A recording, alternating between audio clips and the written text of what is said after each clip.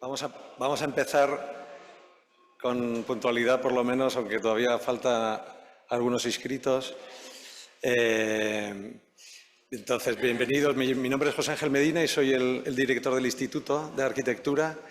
Y bueno, esta es nuestra casa. Para los que no conozcáis el Instituto, bueno, el Instituto es una iniciativa que ya tiene unos pocos años, aunque llevamos cumpliendo. Yo creo que empezó el 17, ¿no? Nuestra andadura ya empezó el 20. Quizá algunos los conozcáis por los congresos internacionales que se vienen celebrando cada 2 años, que se llama MUGAC, y bueno, donde seguramente tiene más impacto, ¿no? Mediático. Aún así, aquí desarrollamos una labor, digamos, expositiva continua, ¿no? Que yo creo os invito a que conozcáis, ¿no? De hecho, el motivo de estas jornadas pues es una exposición que se llama Arboretum, que está aquí arriba y que bueno, surgió en colaboración con el Centro de Arquitectura Arkenref de Burdeos y que, bueno, pues estáis invitados, lógicamente, a que veáis, ¿no? El edificio, al que no lo conozca, la verdad es que es una maravilla. Seguramente no es el mejor para hacer exposiciones, desde luego para hacer fiestas es el mejor. Y bueno, yo creo que os va a gustar. Es un edificio donde, desde el punto de vista de la arquitectura, tiene su interés, ¿no? Porque de alguna manera se concentran muchos de los hitos fundacionales de la ciudad, ¿no? La primera sala del Concejo de San Sebastián está aquí.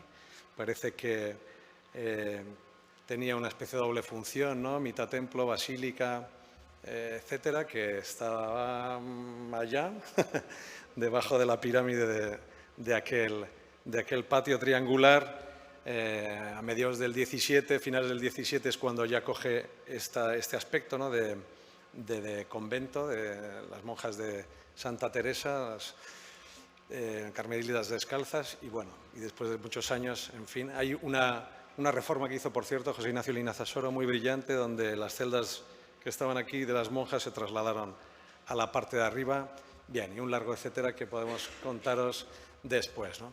Como decía, el motivo de estas jornadas, bueno, tiene que ver con amplificar, ¿no? El impacto de la exposición Arboretum, que no es otra que hablar, ¿no? Y poner encima de la mesa la relación de la arquitectura, la vegetación, los árboles y, en fin, y todo lo que de ahí se deriva y que os voy a contar, que vosotros sabéis mucho más, ¿no? Yo, por lo tanto, solo quería daros la bienvenida y luego dar las gracias a los alma mater, digamos, que están detrás de esta exposición, de esta jornada, que son Anabel y Carlos de Maushaus, también Martín, que está siempre mandando WhatsApps hasta el final, ultimando detalles, que es el coordinador de las exposiciones. Desde luego al Ayuntamiento de San Sebastián también por Lucía Peña, me han dicho que dé las gracias expresamente también por hacer posible traer a que viene más tarde. Bueno, Lucía, pues date por felicitada y agradecida por esta exposición. Y a Fermín Blanco también, que ha sido el creador de la exposición Verde Apistu, ¿no? Bien, sin más, doy la palabra a Anabel y a Martín para que expongan cómo va a ser el programa. Y nada, estamos para lo que necesitéis. Gracias.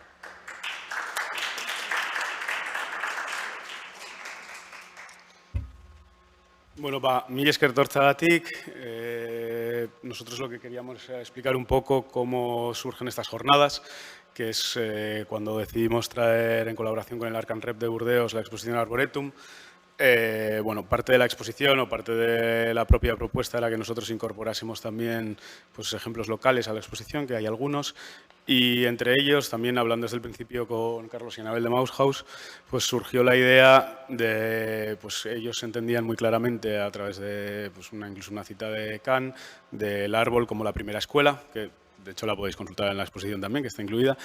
Y un poco pues hablando pues eso, pues de todos los temas de educación y mediación en torno a arquitectura, surgió el tema de la renaturalización de espacios escolares, que además, o sea, no solo pues, en todo el mundo, en París también, en Burdeos y también aquí en Euskadi, pues es como un fenómeno que está en alza, o por lo menos es un trabajo que se está haciendo. Entonces, de alguna forma, desde el instituto identificamos que había muchas experiencias en las 3 provincias de Euskadi y nos interesaba de alguna forma pues, generar como, pues, hacer valer el instituto como ese punto de encuentro de la arquitectura que es en torno a Euskadi.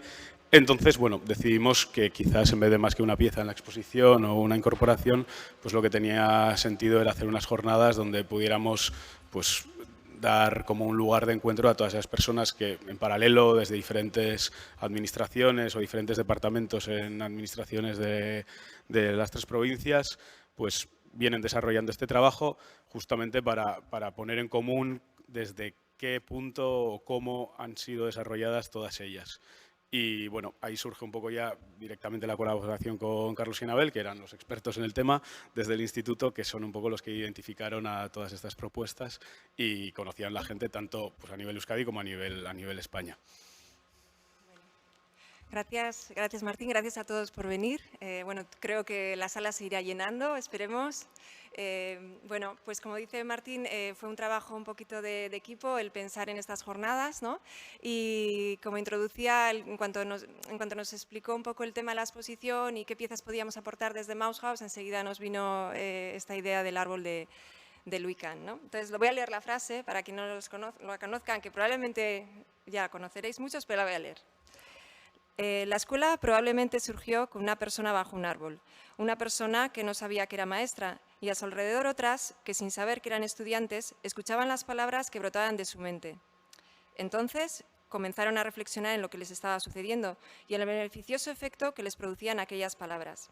Quisieron que sus hijos también las escuchasen y de esta manera se levantaron espacios para ello y nació la primera escuela. Bueno, es una frase preciosa y además yo creo que es bien cierto, ¿no? Quien no se ha reunido bajo un árbol, ¿no? Y ha estado a gusto y bueno, es un lugar de concentración, ¿no? y de escucha. Entonces, para nosotros, este claustro quisiera hoy ser ese gran árbol, ¿no? En el que vamos a aprender y vamos a escuchar y vamos a compartir, ¿no? Esta es un poco la reflexión y la manera en la que estamos, ¿no? Entonces, bueno, hemos invitado a una serie de ponentes, que somos muy afortunados y afortunadas de tenerles aquí entre nosotros. Y, bueno, en primer lugar vamos a tener a Virginia Navarro, que ahora voy a pasar a presentarle, que es quien nos va un poco a introducir el marco teórico, ¿no? de los patios escolares como espacio didáctico, un espacio en el que aprender también. Ella nos va a hacer una exposición sobre esto.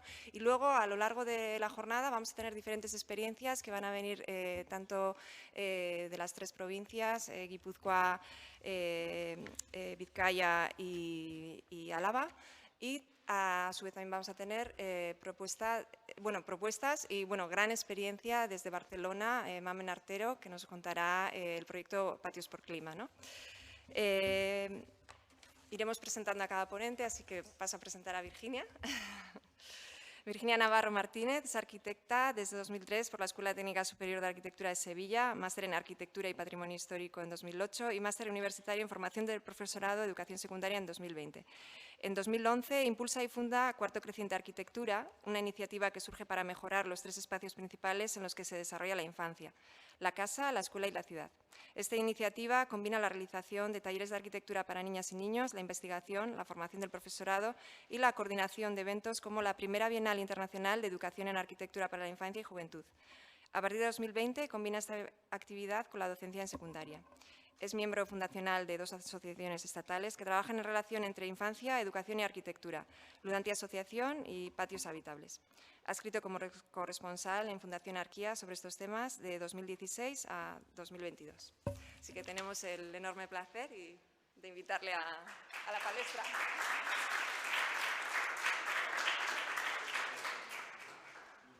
Bueno, ¿se escucha?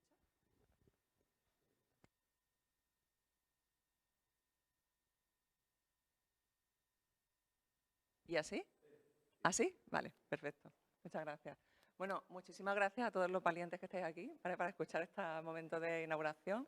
Me gustaría saber dentro de un poco el público que estáis aquí, ¿quiénes sois técnicos o arquitectos? Vale, vamos, Instituto de Arquitectura. ¿Y alguien que venga de la administración? Ah, bien, bien. Vale, perfecto. ¿Y alguien que venga de la docencia de otro campo que sea diferente? Ah, muy bien, muy bien, muy bien. O sea, que hay un poquito de representación de todo, perfecto. Bueno, en primer lugar, mi agradecimiento al Instituto de Arquitectura Vasco, a Bauhaus por la invitación y es un verdadero placer estar aquí. Bueno, yo cuando me pidieron que hiciera el marco teórico, nosotros estamos trabajando en Andalucía con muchos problemas, pero no tenemos todavía proyectos desarrollados. Entonces, realmente yo soy como una especie de persona que sobrevuela las experiencias y va intentando como darles un poquito de orden. Con lo cual yo creo que es importante e interesante ver un poco dónde estamos o por qué el patio escolar de pronto es tan decisivo y tan importante, ¿no? Entonces voy a ir pasando. ¿Esto hacia dónde apunta? Vale. Ay, que se ha ido hacia atrás. Vale. He planteado la conferencia como si fuera un itinerario, como si fuera una topografía en la que nosotros vamos a transitar, que se inicia en el Jardín de las Ideas, que vamos a ver, me gustaría en realidad, cuando hablamos de renaturalizar el patio, como el patio es el único espacio que no tiene arquitectura, me gustaría hablar de la educación y el espacio sin una construcción realmente que lo acompañe, ¿no? Una breve historia, ¿por qué estamos aquí? Hay una historia del patio escolar, es algo que siempre me he preguntado, o sea, estamos aquí, pero ¿qué ha pasado antes? Los desafíos que tiene la infancia, porque como trabajamos desde educación y ya desde mi campo también, desde la otra visión como docente, qué niños nos estamos encontrando y niñas en las aulas, dónde estamos y realmente qué nos aporta el patio, qué diferencia supone respecto a otras experiencias previas, ¿no? La primera idea que traigo es, hay un plano del jardín, siempre ha habido un deseo de hacer jardines, ¿no? Que es una pregunta que aparece en uno de los libros que inician o que ha dado pie a toda esta primera parte de la exposición, que es ¿por qué necesitamos construir un jardín? Esta aparece en Egipto, en realidad hay naturaleza en muchos sitios alrededor, pero hay dos cosas clave. Uno es el cerco, hay un límite que rodea el jardín, donde de pronto pasamos de algo que no está trabajado a algo que nosotros estamos controlando. Y luego otra característica también es que el jardín es como la idea de una utopía donde se quiere transformar algo. Esa idea de control nos da la sensación de que realmente podemos tener un espacio mejor, un mundo mejor o un cierto control sobre el entorno que nos rodea, ¿no? Cuando empecé la primera lectura hay una cosa que me gusta mucho, que son las palabras que utilizamos en otros términos, pero que sin embargo provienen de la arquitectura o provienen de los espacios y para nosotros son elementos que después hemos incorporado en el lenguaje normal cuando hablamos, ¿no? Entonces, en la primera, digamos, educación formal o donde empieza a surgir en la filosofía griega, me pareció muy interesante, investigando sobre ella, que todos los espacios que acompañan, o sea, está la Academia de Platón, el Liceo de Aristóteles, el Jardín de Epicuro, el Gimnasio de Cinosargues, y luego os voy a hablar un poco de qué significa en realidad el aula y la escuela dentro de todo esto, ¿no?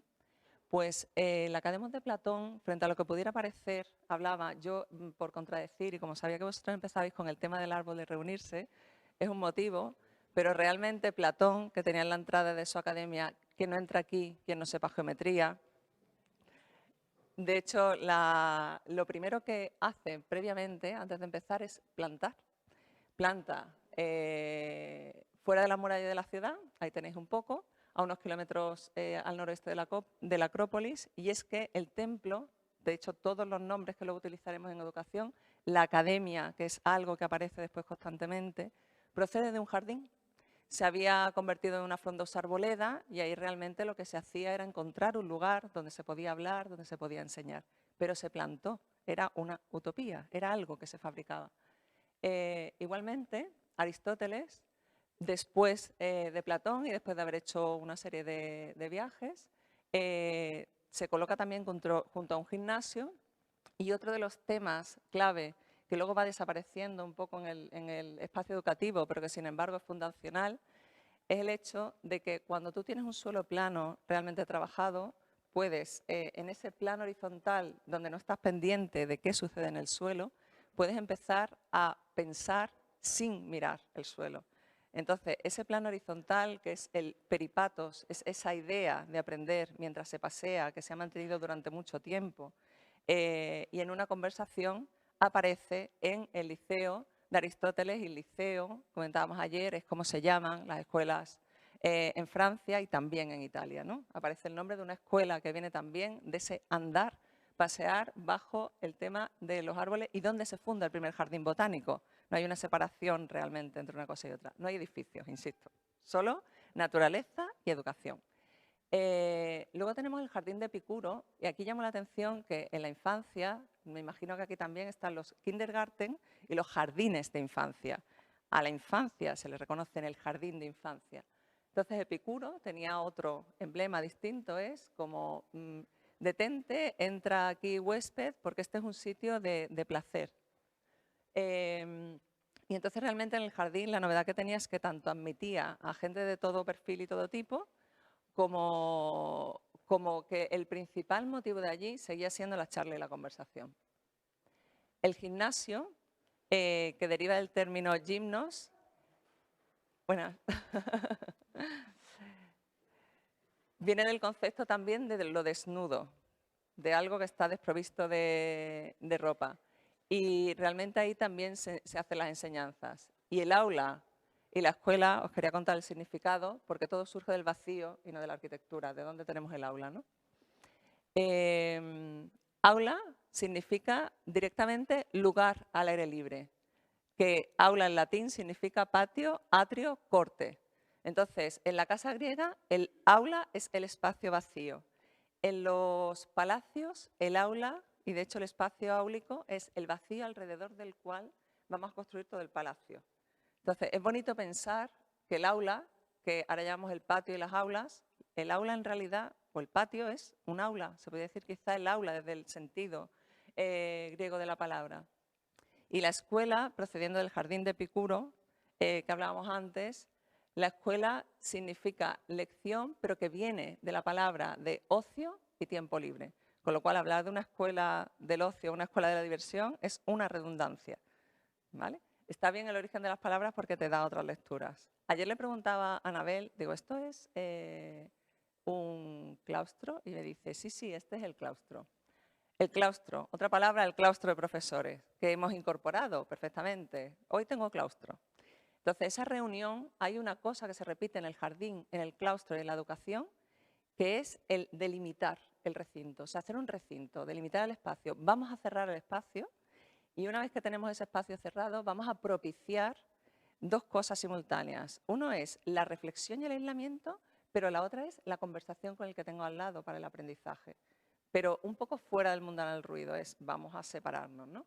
Entonces, el claustro era el único sitio dentro del espacio conventual, que es uno de los o monacales, dentro que es de los primeros, donde también están las primeras escuelas y el primer aprendizaje, los primeros libros, donde todo eso se hace, es el único sitio donde tú hablas y paseas leyendo. Volvemos al peripatos, volvemos al paseo mientras se está aprendiendo.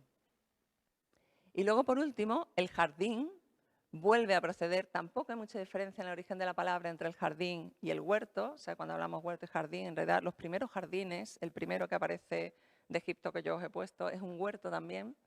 Y procede también de delimitar el espacio. O sea, que ese límite es una constante en todo este tema del ajardinamiento y el patio también contiene ese perímetro, ¿no? Bueno, pues ahí quedaría todas estas palabras que tenemos incorporadas en nuestro vocabulario normal y que aparece en todos nuestros colegios, con un origen muy vinculado, curiosamente, a la naturaleza, ¿no? Vale, mi siguiente pregunta cuando yo hacía eso es, ¿qué experiencias previas? ¿Cuál es la historia del patio escolar? Hay una historia del patio escolar, hay veces que hablamos de los edificios escolares, las pedagogías, las diferentes formas de trabajarlo, pero ¿qué sucede con el patio? Entonces, el patio lo tenemos asociado a las casas. Ese primer patio es un patio griego donde se entra de lado, pero el patio, como es un sitio que se abre al cielo, a la lluvia, al sol, al paso de las estaciones, en la casa romana normalmente tiene, que es otra simbología, en un claustro, que es el agua, el símbolo del agua como fuente de vida, y también normalmente tiene piezas jardinadas. Bueno, yo que vengo de Sevilla, el patio sevillano no es un patio de flores como el cordobés, es un patio de verdes, donde todas las macetas conforman todo el interior del patio, ¿no? Entonces, esta cultura un poco mediterránea alrededor del patio es lo que nos transmite cuando pensamos en el patio de la escuela, y el patio de la escuela aparentemente no tiene nada que ver con esto, ¿no? Con esa especie de ensoñación, de fantasía, de espacio controlado y de utopía de nuevo. Esto es, los primeros patios que aparecen están realmente en los claustros, son los edificios monacales adaptados a que los niños cuando empiezan a ir puedan salir y puedan tener una parte de recreo.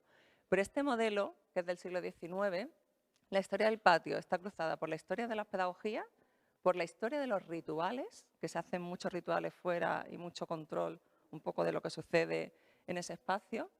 Y bueno, en este caso, pues vemos ya que el patio ha perdido su centralidad completamente en las primeras escuelas y ya las estamos ubicando en los perímetros. Las aulas están ahí, los perímetros están fuera. Y luego aparecen todavía patios simultáneamente asociados a espacios monacales, que de hecho esta planta se parece bastante a la del Escorial. Y el Escorial tiene también un colegio alrededor de un patio. Entonces, todos esos patios son interiores y solo con el paso del tiempo, la palabra patio sí tiene también la acepción de terreno vacío, se lanza a las afueras. Hacia 1900 ya se ajardinaban los patios. De hecho, hay incluso procesos de la Segunda Guerra Mundial donde se pide activamente a las escuelas, como hay tan poca comida, que las pocas que están funcionando, especialmente en Estados Unidos, en Europa no, ajardinen los patios para producir alimentos. Hay incluso publicidad relacionada con eso. Pero son las pedagogías activas las que traen en realidad, o sea, todos los métodos de Dewey, Montessori, Pestalozzi, Rousseau, son los que empiezan a trabajar con esa idea de salir fuera. Froebel es el primero que mete el cajón de arena para trabajar fuera. En fin, que esa idea de patio y de ajardinar el patio, no, nada nuevo, ¿no? Nada nuevo que decir, me refiero que ya ha sucedido antes, ya se ajardina antes, ya se trabaja antes. Esta foto es espectacular porque además hay un fondo de fábrica increíble. Y luego otra cosa es el tema del rito, las celebraciones de fin de curso, todo lo que se realiza en el patio, porque el patio tiene ese punto de espacio público, o sea, es la plaza del colegio. ¿Qué hacemos en esa plaza? ¿Qué valor le estamos dando a esa plaza, a ese espacio público? Y otros patios, que también es interesante, que todos hemos visto o vivido en algún tipo de escuela, donde el patio de pronto no está en el plano del suelo, sino que ha ocupado un plano superior y la horizontal no es donde piso la tierra, sino que estoy en las cubiertas porque no tengo sitio. También ajardinado, 1912. Ya se trabaja con el tema de los patios ajardinados. Vale, luego otra cosa que mete mucho la naturaleza dentro del patio, que está más conocida posiblemente que las imágenes anteriores, esta es la primera escuela bosque que se produce en Charlottenburgo, que está un poco a las afueras de Berlín, y donde el objetivo es la salud, que es otra palabra clave, como decir, palabra clave que tenemos dentro del patio, ¿no? La salud es uno de los motivos que durante la pandemia hizo que se saliera más fuera. De nuevo fue la salud, en este caso era la tuberculosis, y los niños aquí directamente es que mejoraban las enfermedades en general, no solamente los que tenían tuberculosis, sino todos estaban mejorando su salud. Y luego uno de los ejemplos más maravillosos que nosotros conocemos en la arquitectura, que son las escuelas al aire libre, donde realmente había un programa que acompañaba la educación, que era un programa sanitario, donde los niños descansaban tomando el sol. O sea, era un acto como de relax o estaban en el agua, en la piscina, o a ver, las aulas estaban completamente abiertas al exterior. Todo esto sucedía en los años 30, cuando la salud era un tema fundamental. Se tomaban las cubiertas también y las aulas y todo lo que sucedía pues estaba al exterior. ¿Qué desafíos tenemos en el patio? Yo creo que no podemos hablar de ninguna transformación espacial, o ninguno de los arquitectos que estamos aquí podemos hablar de una transformación espacial, si no hablamos de una transformación pedagógica. Entonces, hay un punto para mí importante, que es ubicar qué niños tenemos en las aulas, qué nos estamos encontrando, cuáles son los desafíos que tiene la educación un poco ahora encima de la mesa. Entonces, por una parte, la infancia desde el año 1990 perdió las calles. Antes se salía a la calle, se jugaba en la calle, había unos valores pedagógicos de jugar en la calle, que cuenta Penny Richter en un libro que se llama El jardín de los secretos, y entonces ahí aparecen enumerados. Entonces todo eso, a partir de 1990, desapareció. se quedó, digamos, hay muy pocos niños que se muevan de forma autónoma al colegio. Yo imagino que yo y la mayoría de los que estáis aquí recordáis ir al colegio vosotros solos. Yo, mis hijas, hasta edad muy tardía no han llegado a ir solas, ¿no? Entonces, hay un aprendizaje que no existe, que me parece que es la primera vez en la historia de la infancia donde esto sucede. Nunca antes ha pasado esto. Nunca antes los niños han estado. Y otro, consecuencia de lo anterior, es que el juego está permanentemente supervisado. Entonces tenemos el juego libre, que aparecería a la izquierda en amarillo, y luego el juego completamente dirigido, que está a la derecha. Con lo cual el patio también se queda como una especie de lugar único y exclusivo, donde tú puedes desarrollar todavía parte del juego libre, te autoorganizas y tienes todo ese tipo de actividades que realmente también es la primera vez históricamente en la sociedad civilizada donde eso sucede. Estas son referencias del Observatorio del Juego Infantil, de la Antropología de Educación, de la Psicología. Realmente, ¿qué se pierde educativamente con el juego libre? Insisto, si cambiamos el espacio y vamos a fomentar determinadas actividades, ¿qué perdemos? ¿Qué perdemos? ¿Qué ganamos? ¿No? ¿Y qué tenemos que potenciar de alguna manera cuando estamos modificando ese espacio?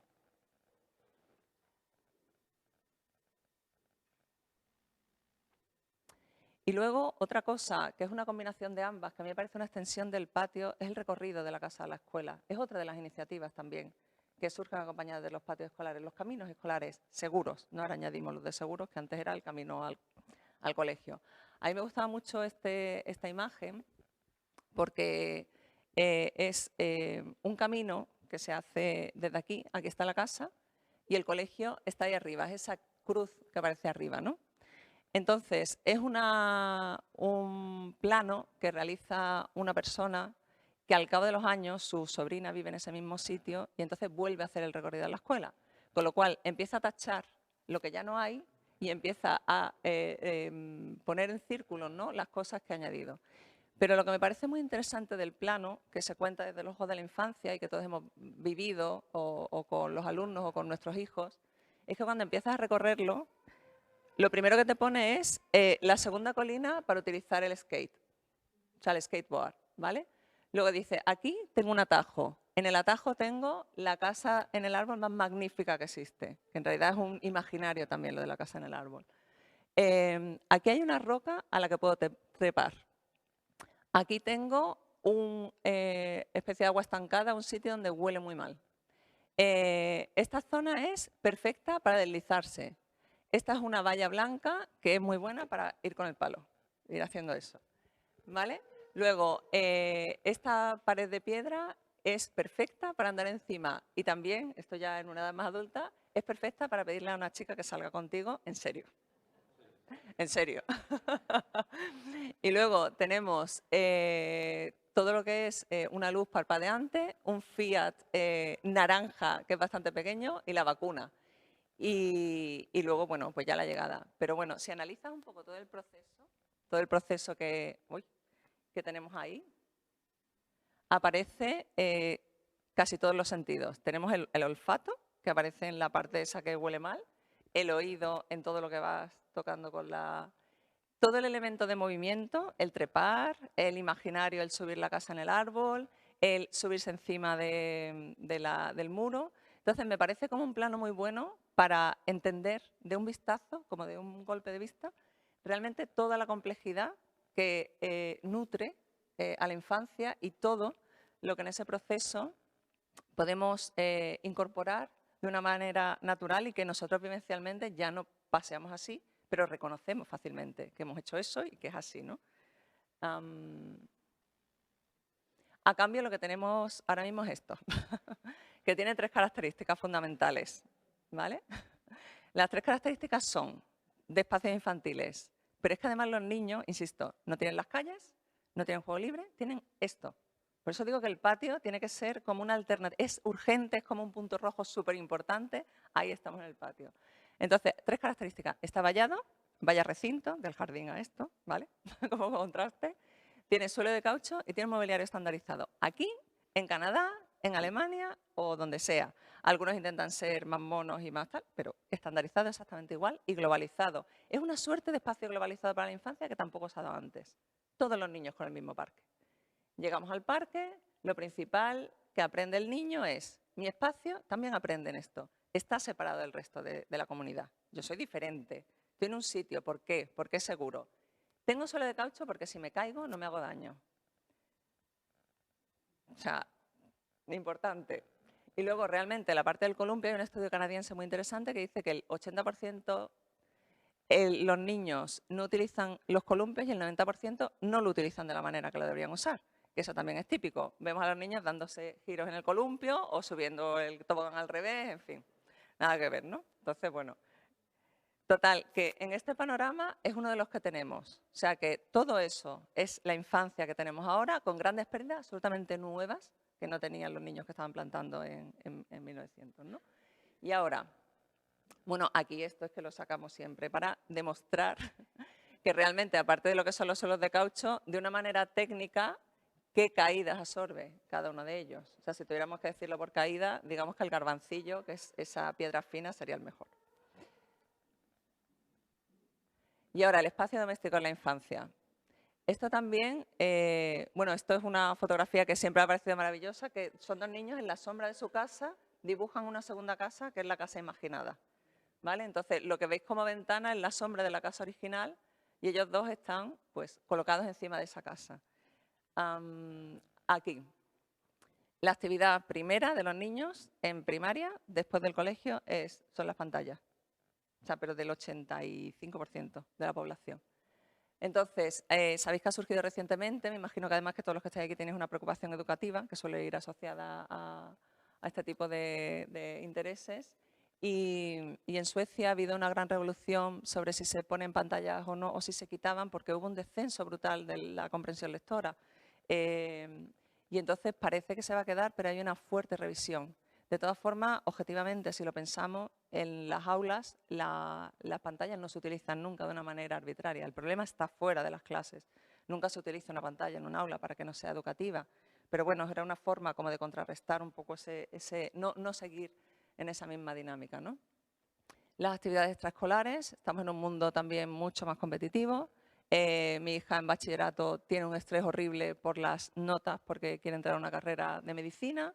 Y yo no recuerdo tener ese estrés. Entonces ya hay una formación desde el principio en idiomas, en música, en tal, que antes era también más extraño, ¿no? Entonces esta es otra realidad. Y luego la Organización Mundial de la Salud recomienda desde los 5 a los 17 al menos 60 minutos al día de actividad física vigorosa, al menos 3 días en la semana actividades aeróbicas que refuercen los músculos y limitar la actividad sedentaria. O sea que nos encontramos un poco en que a veces, porque una de las encuestas que nosotros hicimos, si hemos hecho análisis de tema de patio y preguntamos a los niños cuánto tiempo juega afuera, no distinguen tampoco entre lo que es ir al fútbol o jugar. O sea, no ven la diferencia de lo que es el juego libre, yo creo. No saben muy bien dónde está. Pero bueno, hay niños que solo tienen el patio, ¿eh? Hay niños que solo tienen el patio. Es que esto es, lo repito porque es que es muy fuerte lo que suena así. Solo tienen ese tiempo, ¿vale? Para los 60 minutos. Y luego tenemos los desafíos medioambientales de los que otros os hablarán mucho más que yo, pero yo solo quería anunciarlo como para cerrar ese pack, ¿no? Hay una misión que se llama Copernicus, que trabaja con unos satélites en la Agencia Espacial Europea que monitorizan todas las temperaturas del suelo, no del aire, las del suelo. Entonces, con esas temperaturas del suelo, pues obtienes una serie de gradientes, que aquí lo veis, van desde los 20 grados a mayores de 45, que una cosa que me llamó mucho la atención cuando yo vi un poco este plano, vosotros estáis en una zona afortunada, yo ahí aparece Sevilla 47, ¿vale? Pero bueno, yo decía, bueno, Europa, Italia, está más o menos a nuestro nivel, Grecia, mentira, nosotros estamos muchísimo peor, nosotros estamos en esta franja africana, ¿vale? Luego la parte de Roma, bueno, o sea, de Italia, toda su parte sur un poco, y Grecia tampoco. Entonces, realmente esto es la ola de calor de 2023, monitorizada la temperatura del suelo.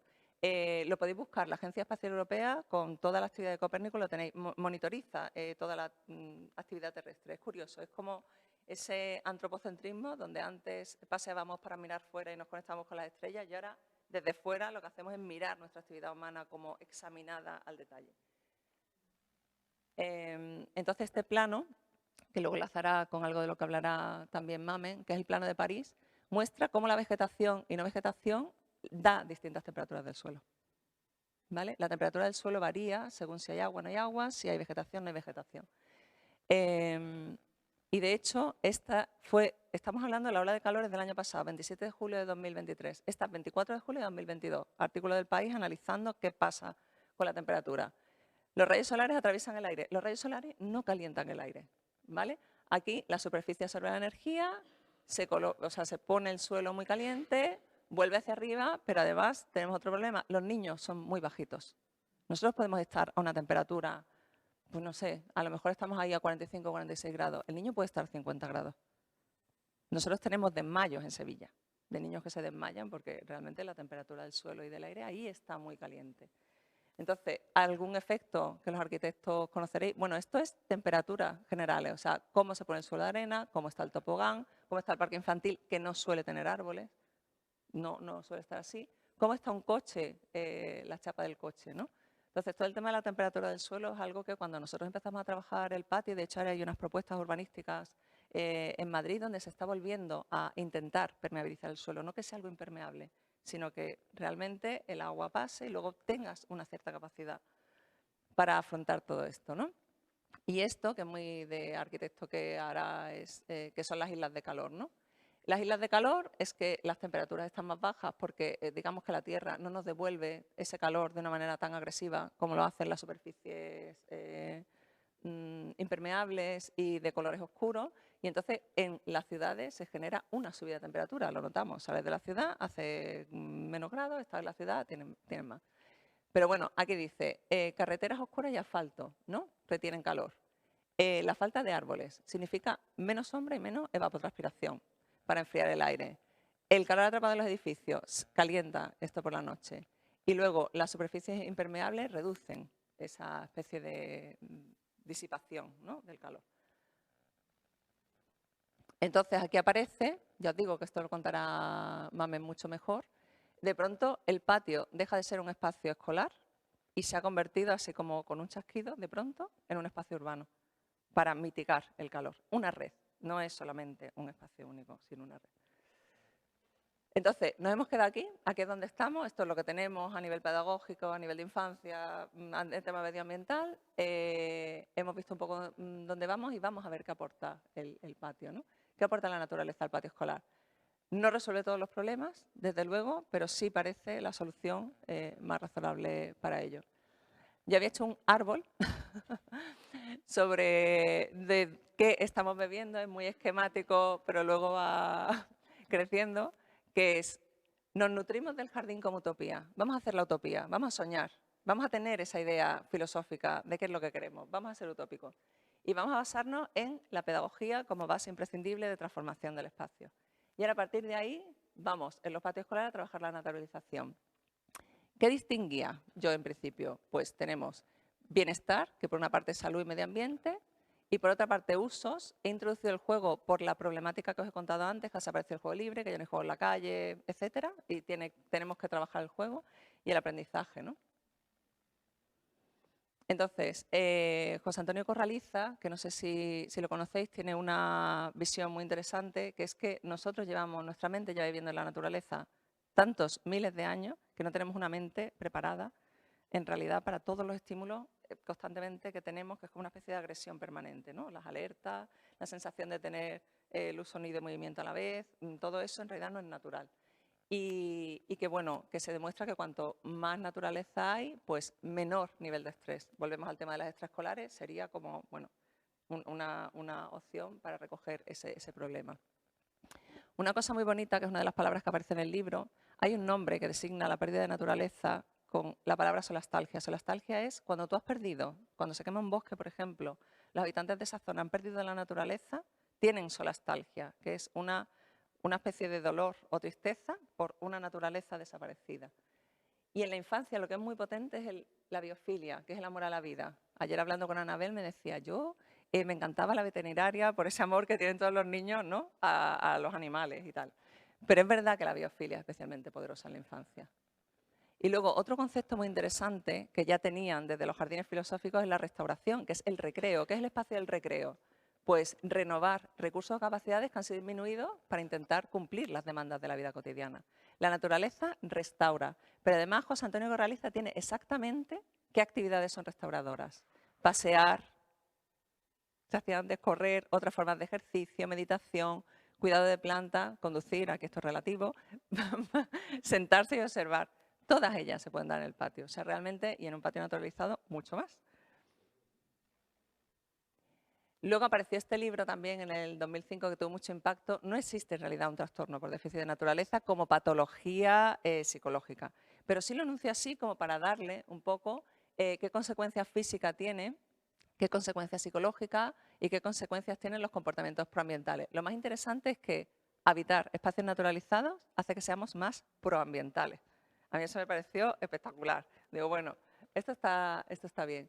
Y luego realmente la naturaleza, distintos estudios que ya datan del 95, esto viene muy atrás, de qué beneficios tendría la naturaleza en los patios escolares para los niños y niñas que estaban allí, ¿no?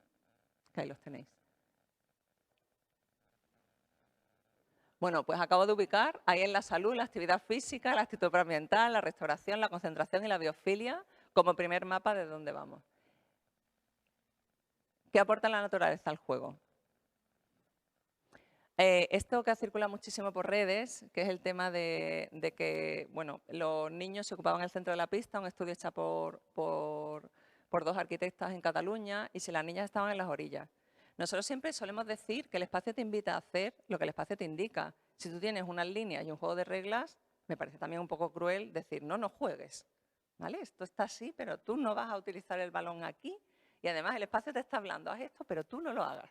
Entonces, hay también, yo creo que una cierta... o sea, que cuando diseñamos tenemos que saber a qué invitan los espacios que estamos haciendo, ¿no? Otro de los temas que cogimos para trabajar es para saber si en el patio, ya que hay esa pérdida de juego, se dan todos los tipos de juegos, es clasificarlos. ¿Qué tipos de juego hay? Hay juegos de representación y fantasía, de movimiento. El de reglas es el del balón, por ejemplo, de fútbol, pero también es el pilla-pilla, el escondite, que hemos jugado todos. El de repetición es el que hacen los niños pequeños de subo un escalón, lo vuelvo a bajar, lo vuelvo a subir, lo vuelvo a bajar, subo una rampa, lo vuelvo a bajar, lo vuelvo a subir, así. Y luego el de desafío, que casi nunca dejamos jugar a los niños, que es más fuerte, más alto, más lejos.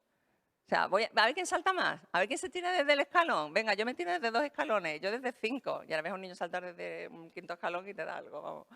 Pero vamos, sí, es el desafío también normal. Los juegos constructivos, que casi nunca se dan en los patios, tampoco. El juego social, que tiene que ver con charlar, hablar, hacer una representación de teatro, aunque sea improvisada, montar un baile. Y el juego de observación, que es de los niños que no, en ese momento no quieren participar y están sentados y están tranquilamente mirando al resto de niños, ¿no? Bueno, pues en un momento donde el paisajismo es muy fuerte en Inglaterra, aparece un concepto que nosotras lo hemos incorporado muchas veces, Mary Mitchell, en las primeras que encontramos, que son los playscapes, que son paisajes para jugar, paisajes de juego. Entonces, en vez de meter la infraestructura normal, lo que hace es promover todos los tipos de juegos. ¿Qué espacio tengo para esconderme? ¿Qué espacio tengo para saltar? ¿Qué espacio tengo para más lejos, más fuerte, más alto? Y además con la deriva que no pasa exactamente los controles de homologación que tienen a lo mejor luego las estructuras, ¿vale? Mientras no sea más alto de 1,5, pues más o menos vamos bien. Y entonces ella monta todo un sistema relacionado con el juego, pero solamente a través de la topografía y del paisaje. Jacques Scar, que hay unos proyectos muy interesantes, que son en el Jardín de los Poetas, por ejemplo, trabaja también solamente con topografías y a veces con muy pocos materiales para ver qué tipo de... O sea, los areneros son otra cosa. Y luego hay ciertas esculturas y espacios que trabajan con lo atmosférico, que también me parece muy bonito. Lo que es la lluvia, el viento, que es la escultura que está arriba, o sea, la de arriba es la del viento, o con el tema del sol. Entonces, todo eso va también dando otro tipo de sensibilidad, otro tipo de mirada. O cuando se realizan, como este parque, que tiene en realidad en sus estructuras de juego, esto está en Japón, el terremoto está metido en el juego. Me hacía mucha gracia porque tiene el momento de inestabilidad, de equilibrio, es como otros fenómenos naturales. Hay como 5 elementos clave, este diseñador diseña con 5 elementos clave, uno es el agujero, el atajo, la inestabilidad, el equilibrio, y entonces tiene que ver con ese movimiento, es casi como si hubiera pasado, y siempre están ubicados en estructuras naturales. Y luego los elementos constructivos, los Adventure Playgrounds, que es un tipo de espacio de juego donde los niños construyen sus propias casas. Se empieza en Dinamarca, pero lo interesante era que luego, bueno, pues se plantaba allí, se hacían sus plantaciones y todas sus historias. Y luego, además, ha habido otros movimientos que han utilizado los materiales reciclados, esto es después de un huracán. Estamos hablando del año 74. Entonces, después del huracán, cogen todos los materiales reciclados y con eso hacen los espacios de juego. O este libro, que se llama Haz tu propio playground, el Do It Yourself, que es del 76, o sea que es también bastante antiguo, donde se dice que el proceso de hacer el playground es tan importante como jugar en él. O sea que todo esto son elementos de juego relacionados con el paisaje. Nosotros distinguíamos un poco elementos que pueden cruzar todo el diseño del juego de paisaje. Está la explanada, las topografías, el bosque, el agua, los pavimentos, las hierbas altas, el arenero, como una especie de manual de impronta de diseño donde trabajas desde otros parámetros diferentes. Bueno, ya tenemos el juego, ¿vale? Ya nos quedan solamente dos cosas. ¿Qué beneficios sociales? Esto lo comentaba ayer con Mamen porque yo le decía que desde mi visión absolutamente personal, creo que es el gran cambio de los patios escolares viene aquí, los cambios sociales que está aportando, ¿no? Realmente ha entrado una cosa que son los procesos participativos. Ya no, eso previamente, o sea, igual que os cuento la historia, ¿no? ¿Se ha plantado antes? No, pues mira, ya se ha utilizado el paisaje para establecer el juego.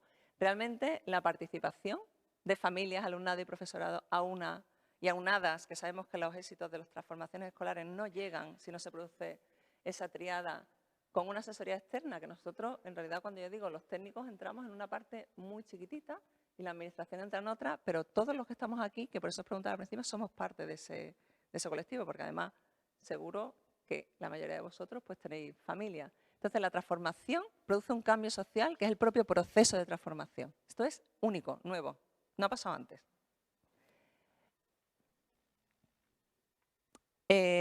Entonces, tiene su propia forma de trabajo y luego tiene una parte muy importante que aparece al final de todo este análisis, que es el mantenimiento, como pieza clave también, para que esto no se nos pierda y no se nos quede por el camino. Y a mí me recuerda al proyecto emblemático que hace un arquitecto en Ámsterdam, que es que después de la guerra en los solares vacíos empieza a hacer espacios de juego, donde la gente lo pide. Escribe al ayuntamiento y dice, oye, que yo quiero aquí un espacio de juego porque se ha quedado un solar vacío. Y entonces hace un playground. Pues los patios de pronto son una red. Son una red, igual que en la ciudad, porque están al alcance de los barrios. Tienen ese momento donde están próximos, tú puedes acercarte y puedes... Y otra cosa que ha introducido también el concepto del patio es trabajar con una parte que me gusta mucho del urbanismo, que no es la parte cuantitativa, como solemos trabajar los arquitectos, sino es con las cualidades del espacio. Este es un círculo que habla de, la pregunta es, ¿qué hace que estemos a gusto en un lugar? ¿Qué hace que estemos a gusto en la ciudad? ¿Qué hace que estemos a gusto en un patio? ¿Qué hace que estemos a gusto aquí o no? Entonces habla de los usos y actividades que se dan, que la primera línea que habla es lo que no es cuantificable, sino que es cualitativo. La siguiente línea habla de cómo medir esa parte cualitativa del espacio. El confort y la imagen de los patios, que sería como uno de los aspectos más complicados de modificar y en lo que estamos, pero no olvidemos que es un completo. Cómo es el acceso y la relación, cómo es la relación entre la escuela, el dentro-afuera, cómo salgo, cómo me muevo, de ahí al barrio, cómo son los caminos escolares de acceso a ese colegio. Y luego la sociabilidad, que es casi una consecuencia de todo lo anterior. Así que aquí tenemos el medio ambiente con el espacio verde urbano, que lo he puesto un poco más destacado, y con todo lo que aporta. Esta línea es realmente absolutamente novedosa dentro del patio. Este es uno de los panoramas. Y luego dentro de la pedagogía, ¿qué aprendizaje promueve el espacio naturalizado? Me gustaba también distinguir, que esto también es de Corraliza, que porque clasificar como que nos ordena un poco la mente, ¿no? Dice que hay distintos tipos de naturaleza. Está la naturaleza salvaje, la forestal, la agrícola y la urbana. El patio está en las dos últimas. Estamos en una naturaleza agrícola urbana.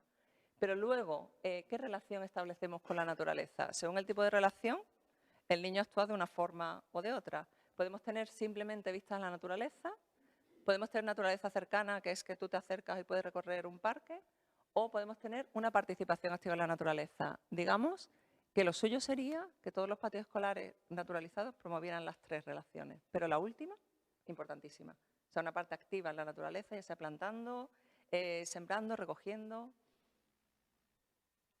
Quería contaros muy brevemente, ya para cerrar, un proyecto en el que trabajamos. Os invito a que sigáis a este equipo, no sé si lo conocéis, que se llama Noma Garden, que trabaja en Sevilla y tiene todo un planteamiento educativo y de sensibilización con el tema ambiental. Y entonces colaboran con distintas personas, nosotros colaboramos con él en 2017-2018. Estamos en un sitio muy deprimido de Sevilla, no hay ni un árbol. En la zona el colegio era el único que tenía árboles. Se cortaron los árboles porque se pavimentó todo el suelo, llevaban pidiéndolo mucho tiempo.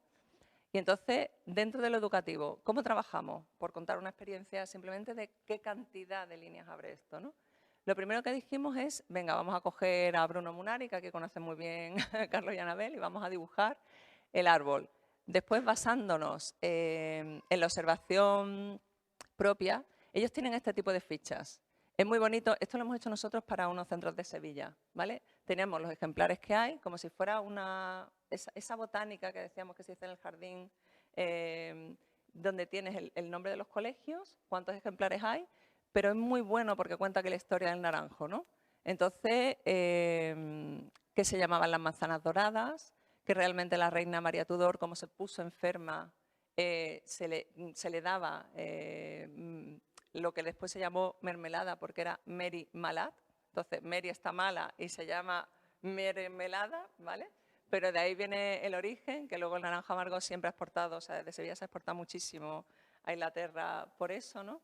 Y entonces toda esta historia te la cuenta, es una historia bonita, tú la ves, y además en sus fichas hay una cosa que comentaba ayer que me gusta, los temas de botánica son los únicos que contienen el tiempo.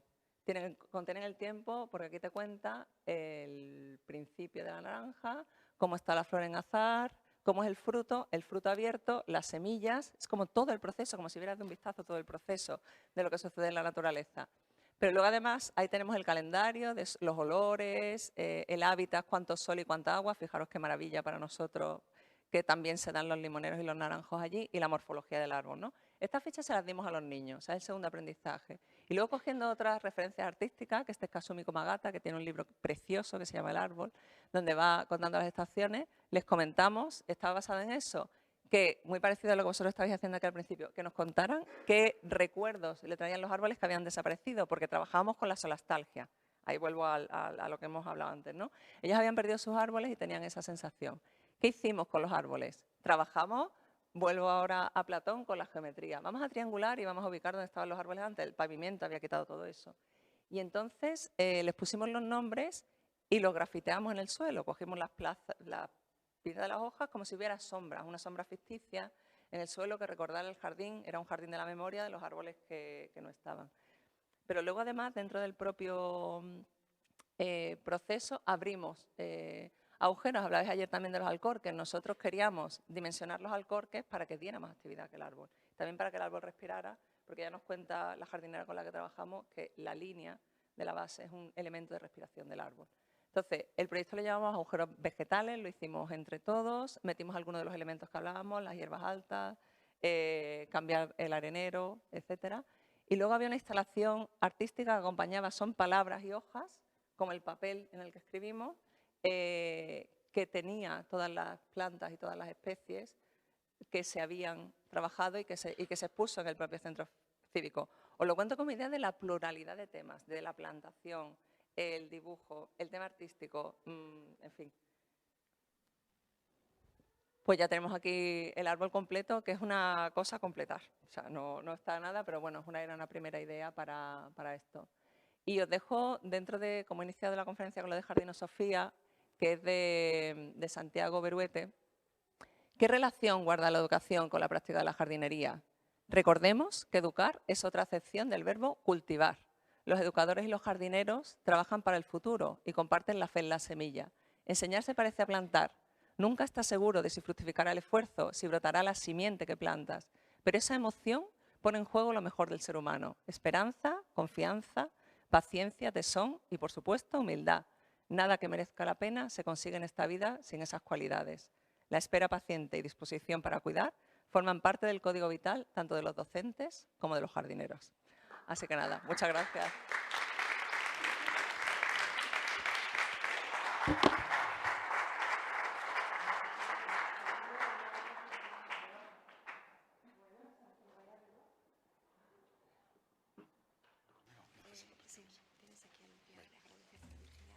Vale.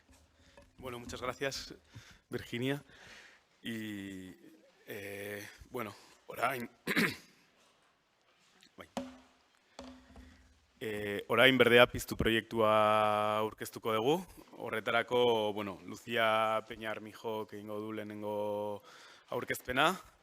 Nun Donostiako udaletxetik eta konkretuki, bueno, del Departamento de Parques y Jardines del Ayuntamiento de San Sebastián, dentro del Departamento de la Concejalía de Mantenimiento y Servicios Urbanos, que son estos apellidos que cambian cada 4 años y, bueno, hace falta un poco la chuleta para decirlos.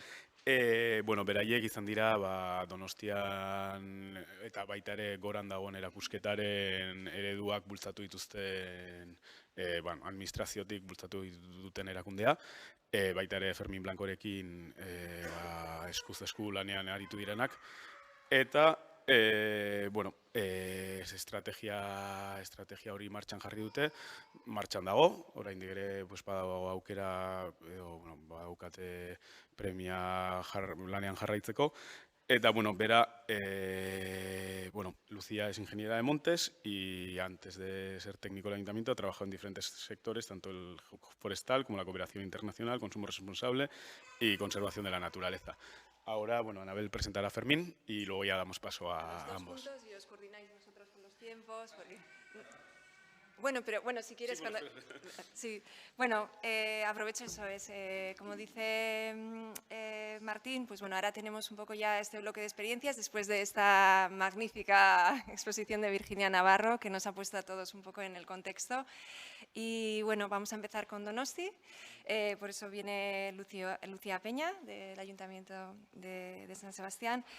Luego, como va a pasar después de ella Fermín Blanco, voy a presentarle ya, porque bueno, van a hablar del proyecto Berdea Piztu, en el que Fermín ha colaborado y ha sido también parte del equipo, junto con un montón de personas que creo que están aquí también. Bueno, Fermín Blanco es conocido entre el ámbito educativo con el sobrenombre de Mr. Lupo. Es arquitecto de formación, doctor en construcción, educador en niveles universitarios, asesor y coordinador de programas educativos para niños y familias en diferentes centros de arte contemporáneo. Bueno, mantiene un firme compromiso con esta relación entre la arquitectura y la educación y es fundador de Sistema Lupo y miembro fundador también de la Asociación Ludantia, de los que ya hay unos cuantos aquí también. No sé si está Amparo. Sí, ahí está Amparo. En la actualidad desarrolla proyectos ligados a administraciones locales y autonómicas en el ámbito de la transformación de los espacios de aprendizaje y, por supuesto, destaca el programa Berdea Piztu, que hoy nos va a presentar Lucía. Pero también nos contará diferentes proyectos que tiene en Galicia, como Mestra de Obra, que es maestra de obra, y su equivalente Escola Proiektua en Navarra. Ha realizado también el acompañamiento de centros en la transformación de las aulas dentro del programa del Gobierno vasco ICASLab, que luego, bueno, ya él nos contará todo. Pero damos paso ahora a Lucía. Bueno, muchas gracias.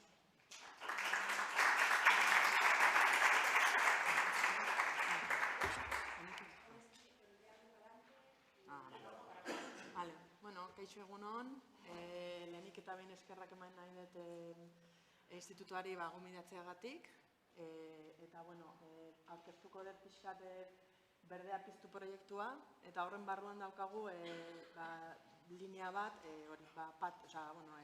eskoletako jolastokietan lan egiteko. Barkatu. Bale, barkatu. Bale, hola.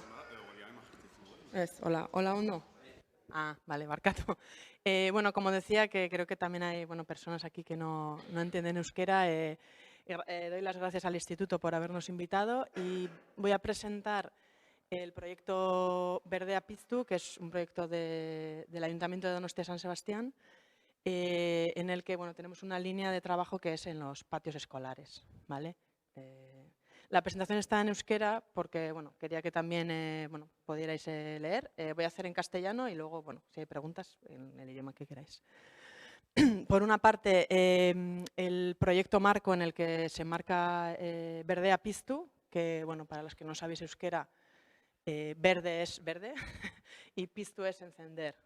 Entonces, bueno, va todo un poco en esa línea, ¿no? Que un poco el objetivo general es mejorar o naturalizar la ciudad dentro del espacio urbano. Y los 3 objetivos principales que tenemos es precisamente eso: llevar la naturaleza a la ciudad, más que nada bueno, hoy en día que vivimos en un cambio global, un cambio climático y un poco en clave de sostenibilidad.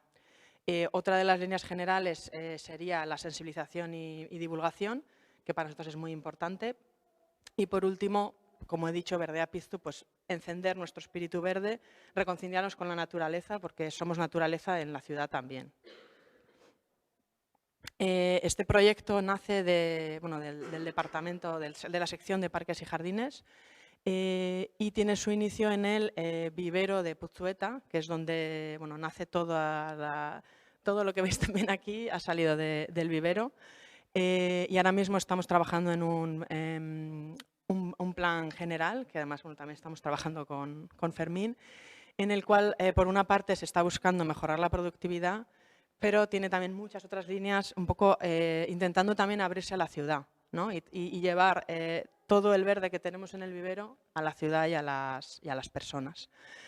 También estamos trabajando temas de reutilización, estamos trabajando en un laboratorio didáctico y también bueno, todos los materiales y recursos que tenemos en el vivero, pues ponerlos a disposición de la ciudadanía.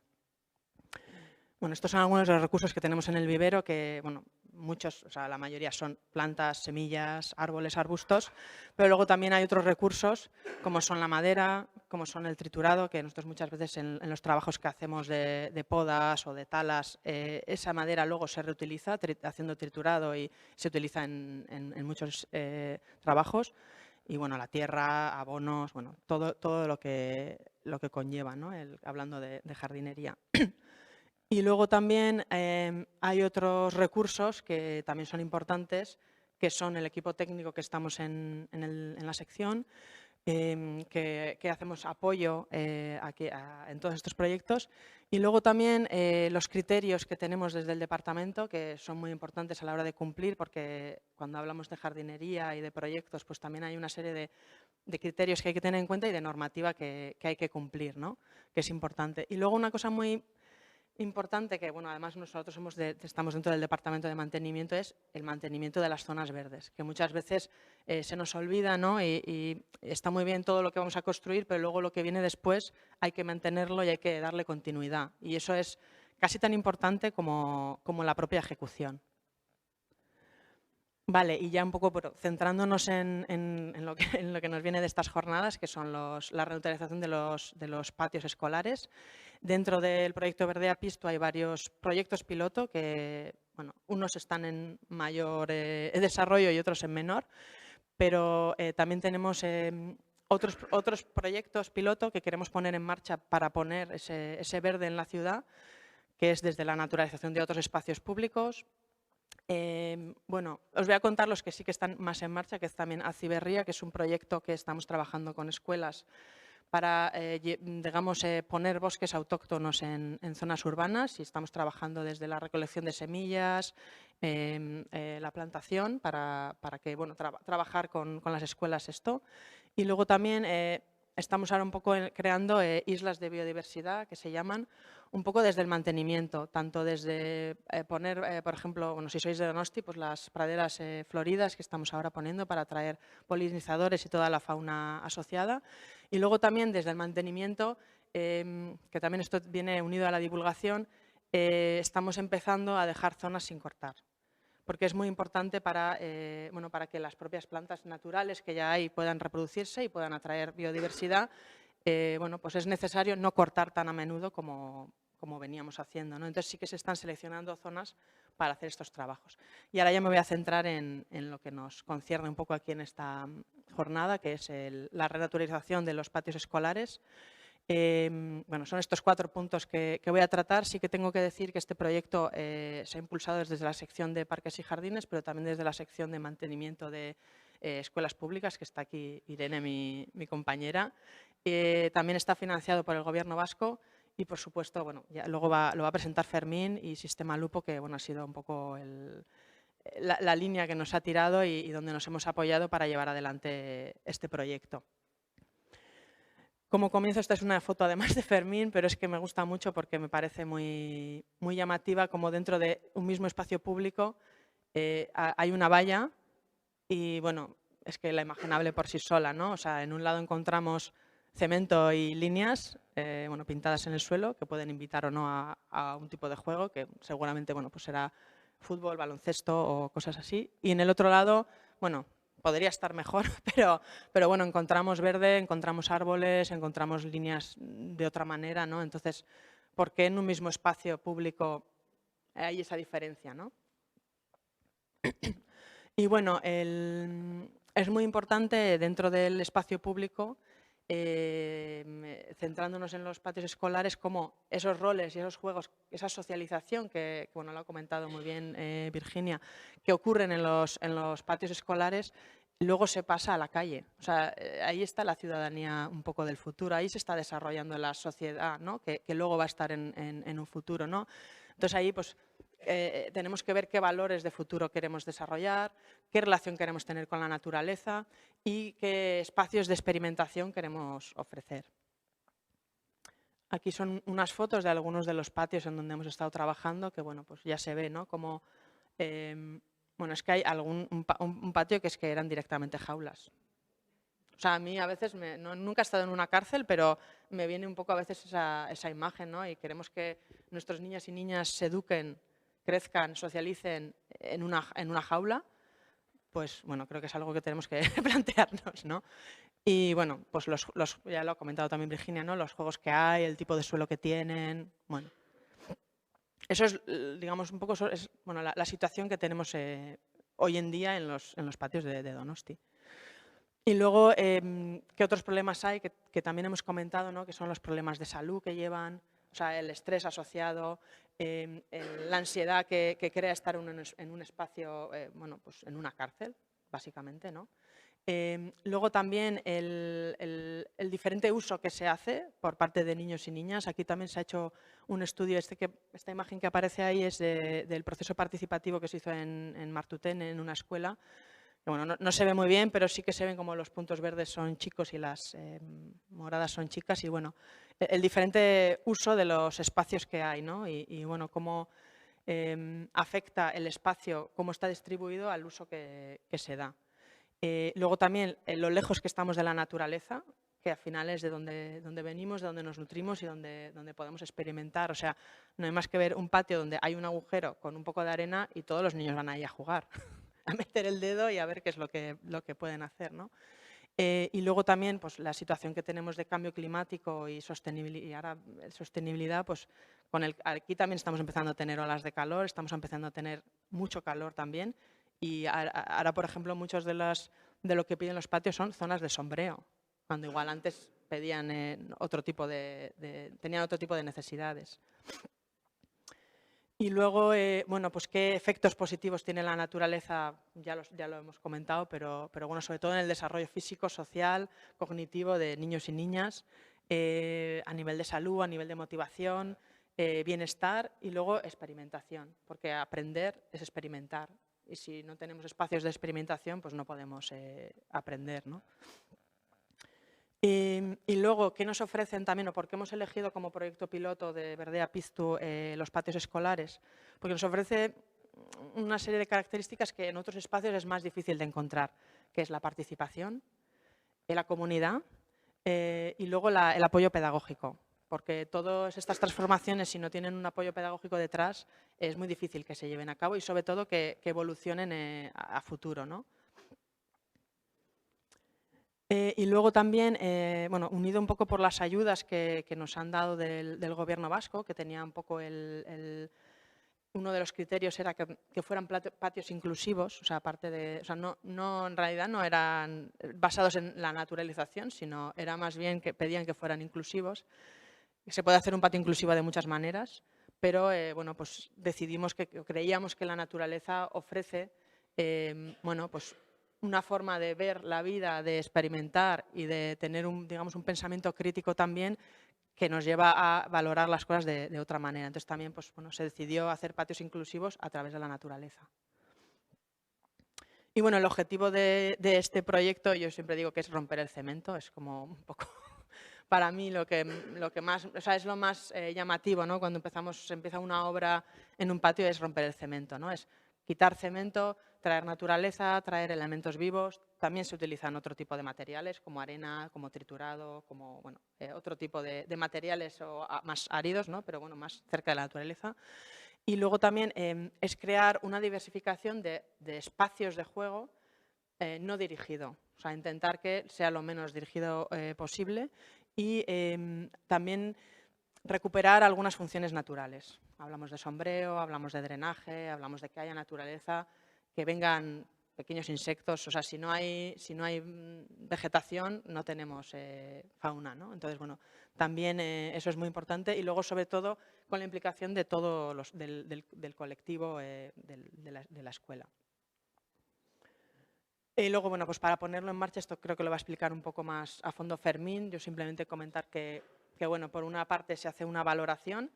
Se han elegido una serie de centros escolares, principalmente por su disposición a tener un proceso participativo y luego también en función del verde que ya podían tener o no tener. Se han seleccionado también diferentes tipos de escuelas, pues algunas muy nuevas, algunas son más urbanas, algunas están más cerca de lo agrícola o de lo forestal. Y luego dentro se ha hecho un proceso participativo en el cual, bueno, lo comentará también Fermín, pero sí que me gustaría aportar, digamos, un poco desde el ayuntamiento, que es lo que hemos aportado en este punto, que es los criterios que se tienen en cuenta a la hora de la ejecución, ¿no? Que son, sobre todo, estamos hablando de pues, calidad de planta, qué especies utilizar, sobre todo de cara luego al mantenimiento, porque es tan importante la transformación que haces como luego el mantenimiento. Entonces sí que tenemos que buscar que esas especies que vamos a poner pues luego tengan que sean ciertamente resistentes, aunque bueno, contra los niños y niñas no hay muchas plantas resistentes, pero bueno, buscar un poco que sean lo más resistentes posibles y luego que ofrezcan, según las necesidades que ha salido en el proceso participativo, pues bueno, a veces piden sombreo, pues entonces igual estamos buscando trepadoras, o estamos buscando tapizantes, o estamos buscando que den fruto porque quieren tener pues, un pequeño bosque comestible. O sea, un poco también en función de las necesidades, pues también se buscan esas soluciones desde... También estamos hablando aquí de soluciones basadas en la naturaleza. Al final es un poco cómo solucionar algo con naturaleza, ¿no? Y luego también criterios importantes desde nuestra sección, que son cumplir con esos criterios que luego, por ejemplo, pues si vamos a poner un árbol, tiene que tener un mínimo volumen útil para que pueda sobrevivir, ¿no? No podemos poner un árbol en un espacio muy pequeño o con una tierra que no sea de suficiente calidad. Eso, por ejemplo, desde el departamento, desde la sección es lo que más trabajamos. Y luego, una vez que se pone en marcha el proyecto, pues bueno, hacer un seguimiento y ver que, bueno, a veces siempre hay que hacer cambios, pero bueno, estamos un poco ahí para apoyar eso, ¿no? Y luego también una cosa importante que es, hay algunos patios que ya tienen algo de vegetación, entonces también es importante proteger eso, sobre todo suelen ser árboles, ¿no? Protegerlos durante el proceso de la obra. Y luego, que es lo que ya he comentado, al final es una vez que ya se terminan los patios, se entregan, es el mantenimiento. O sea, ya hay 2 patios que hicimos el año pasado y ya hemos empezado, o sea, bueno, ya hemos empezado a mantener y ya hemos empezado a reponer, porque claro, necesitan bastante más reposición que cualquier otra, que otras zonas, ¿no? Entonces, sí que es importante en el proceso de diseño también tener en cuenta luego el mantenimiento que se va a hacer. Y bueno, un poco por comentar algunos resultados, hemos renaturalizado en total 6 patios en la ciudad, que son 3.500 metros cuadrados. De media un 40% de la superficie del patio. Algunos son más, algunos son menos, pero bueno, de media. Y luego en total hemos puesto 70 árboles y 140 arbustos, en su mayoría autóctonos, ¿no? Y bueno, ahora mismo estamos trabajando en que, bueno, poder seguir renaturalizando otros patios. Y luego, bueno, un poco como qué es los primeros resultados que se han visto, porque realmente solo hay 2 patios que ya se han puesto en marcha y han podido utilizar el espacio, ¿no? Lo primero es que toda la comunidad, bueno, no siempre, pero en la mayoría de las ocasiones toda la comunidad ha participado, eso es muy importante. Luego el cambio pedagógico que ha habido, hay más espacios de experimentación, y luego una cosa que a mí me parece también muy importante es que parece que hay, digamos, como más equilibrio entre las relaciones de poder en el uso del espacio. Porque claro, ahora mismo se ha abierto unos espacios que antes no habían, ¿no? Entonces, eso es muy importante, ver las relaciones de poder que hay. Eso es uno de los un poco también objetivos que tenemos a futuro, de analizar un poco mejor estas variables, ¿no? Y luego un poco como retos a futuro, arriba he puesto como los del proyecto de renaturalización de patios, que sería continuar con el mantenimiento, porque es clave, si no se caen los patios y van a pedir otra vez que los cementemos. Entonces, bueno, es muy importante el mantenimiento, ¿no? Tanto de cuando la arena se acaba, o el triturado, o las plantas, o sea, un poco desde ahí, ¿no? Luego también mejorar la monitorización y el análisis. Y luego, bueno, un poco como objetivo nos gustaría que en todos los patios de la ciudad de Donosti un mínimo del 30% de su superficie estuviera naturalizada. A ver si yo creo que lo vamos a conseguir. Y luego ya un poco por cerrar, dentro de este proyecto que tenemos Verde a Piztus, queremos seguir poniendo en marcha el resto de iniciativas que queremos poner, que es llevar el verde no solo a los patios, sino también a la ciudad. Ya tenemos algunos espacios públicos donde, bueno, hay una serie de colectivos que también están dispuestos a participar en esa transformación, ¿no? Entonces, bueno, de alguna manera queremos inocular el verde en la ciudad y, bueno, es que somos naturaleza, entonces, bueno, llevarla también a la ciudadanía. Y ya está.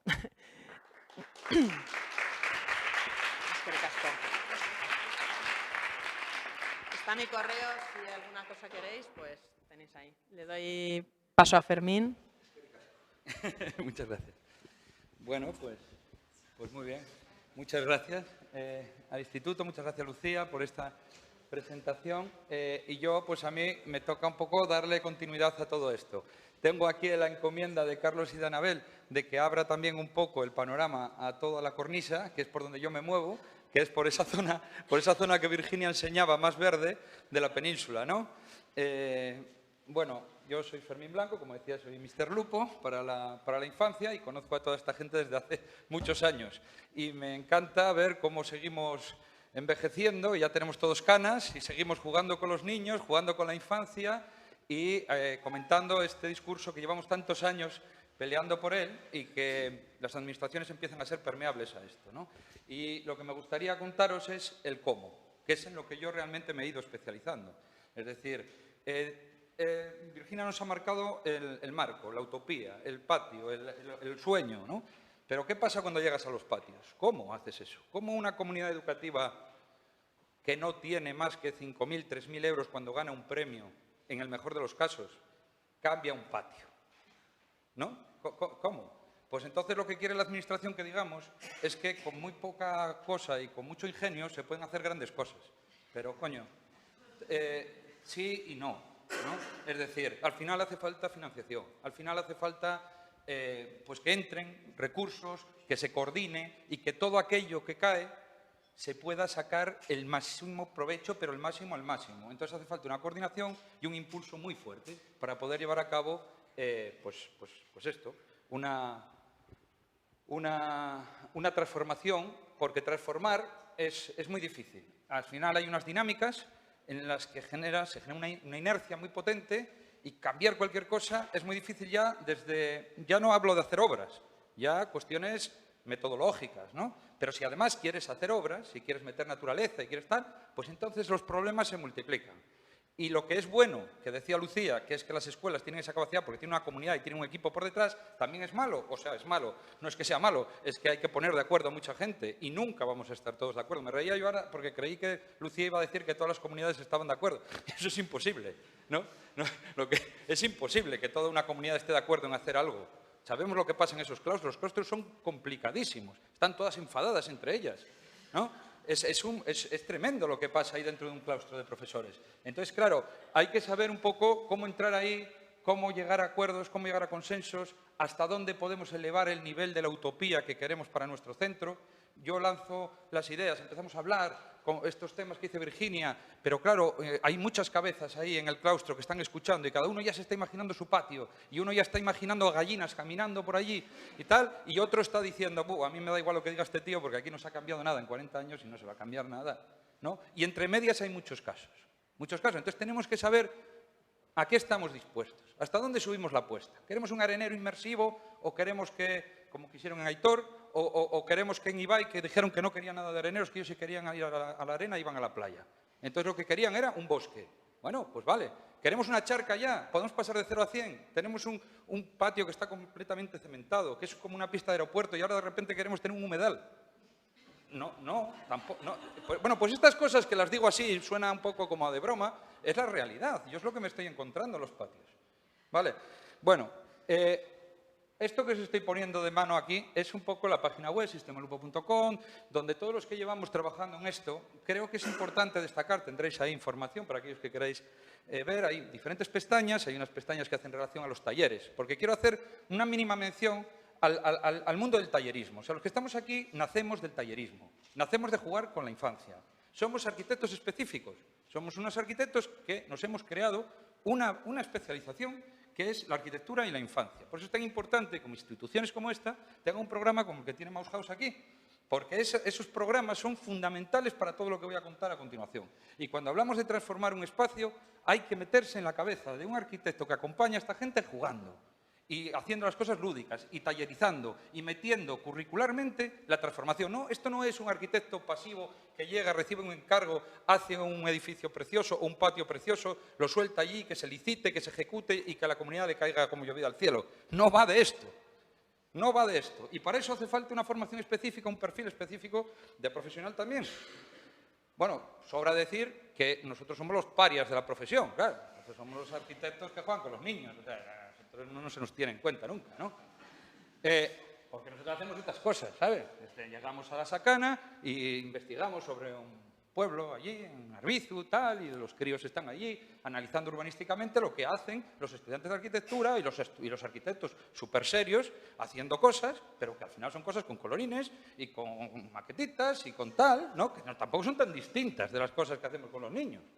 Bueno, voy a empezar a soltar así cosas, están todas mezcladas simplemente para dar el panorama, porque al final las cosas se repiten. Es decir, todo es específico de cada territorio, pero también hay unas invariantes que te vas encontrando en todos los lados.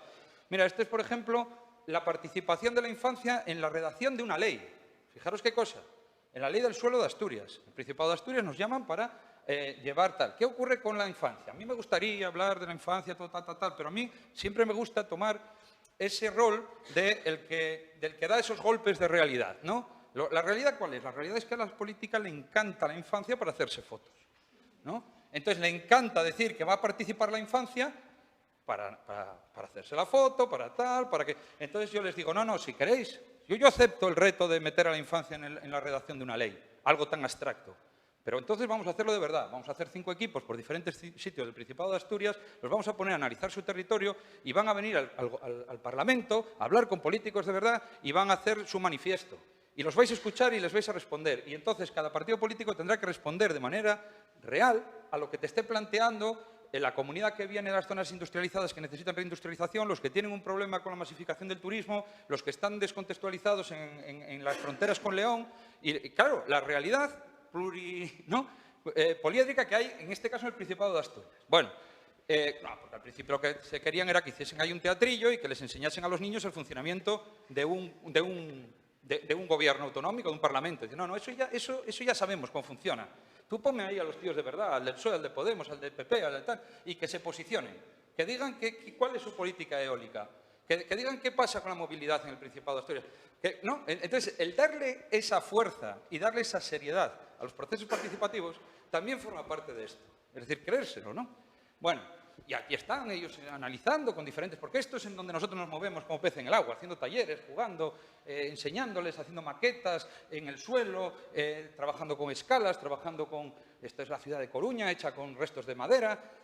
Aquí nos estamos presentando a un concurso internacional con otros equipos. Esto no era un concurso de infancia, esto era un equipo de gente que estaba promoviendo un proyecto internacional sobre la línea de costa de Coruña, y esto que veis aquí pues es una maqueta que no hizo ningún equipo profesional. Esto es enorme, aquí no da escala, pero esto es enorme, ¿vale? Y está utilizándose una técnica que hacemos mucho, que es, como a veces da un poco de miedo la técnica de la arquitectura y todo esto en el mundo educativo, pues también hacemos simplificaciones, cada uno tiene sus técnicas. Nosotros, por ejemplo, utilizamos mucho eso que habíais visto antes, que es la maqueta sin topografía. No es un plano, no es una maqueta, es un plano elevado, ¿no? Entonces, con cinta y con bloques de madera se va construyendo la ciudad, o el territorio, o el pueblo. Y hay diferentes maneras curriculares de trabajar esto, o bien analíticamente, voy a trabajar sobre mi barrio, sobre mi pueblo, sobre tal, y voy a identificar cronológicamente cómo ha crecido, dónde están las tramas históricas, medievales, los edificios antiguos, los más modernos, cómo ha crecido los ensanches, cómo o la otra línea, que es otra línea pedagógica y curricular, que es el mundo de la creatividad. Crea tu ciudad, crea tu pueblo, crea tu entorno. Son dos líneas pedagógicas. Bueno, y en este caso, pues por ejemplo, lo que estáis viendo aquí es una maqueta gigantesca hecha con tizas por las familias de un colegio en el que estamos trabajando en clave de barrio. Y como este es un barrio que está hecho según los principios del movimiento moderno y tiene mucha importancia urbanística, pues consideramos que es destacable que en el proyecto futuro de patio pues estudie el barrio y se desborde ese límite del que hablaba antes Virginia, ¿no? Incluso vamos a pensar que el barrio es todo el patio, ¿no? Formas de llegar a la infancia hay que usarlas todas las que se puedan, multicapa. En Galicia, por ejemplo, tenemos esta que usamos mucho, que es un jornal infantil, un periódico infantil, ¿no? Pues donde Mr. Lupo, que soy yo, y Mini Lupo llegan cada mes y lanzando un problema a la infancia que hay que trabajar en el aula y de ver cómo pueden pues resolver los temas. Yo voy a responder ahora a las preguntas que lanzaba Lucía antes sobre esta foto. Esto es Iturrama, Pamplona, Iruña. Uno de los patios que estoy haciendo con Clara Eslava, otra compañera que está especializada también en estos temas de trabajo de patios, y llegamos a Pamplona, en un barrio de Iturrama, y nos encontramos esto, ¿no? Bueno, pues ahora evidentemente lo que hay que hacer es volcar esto para acá y empezar a trabajar ahí dentro. Bueno, ¿por qué todos hemos llegado a la conclusión de que este es el patio que funciona bien? ¿Por qué? Pues porque para la administración este es un patio perfecto. En los últimos 40 años, lo único que se ha hecho aquí es esta capita por encima, ¿no?, de asfalto. La repercusión por mantenimiento es perfecta. Tú haces un asfaltado y en 40 años no vuelves a trabajar sobre eso.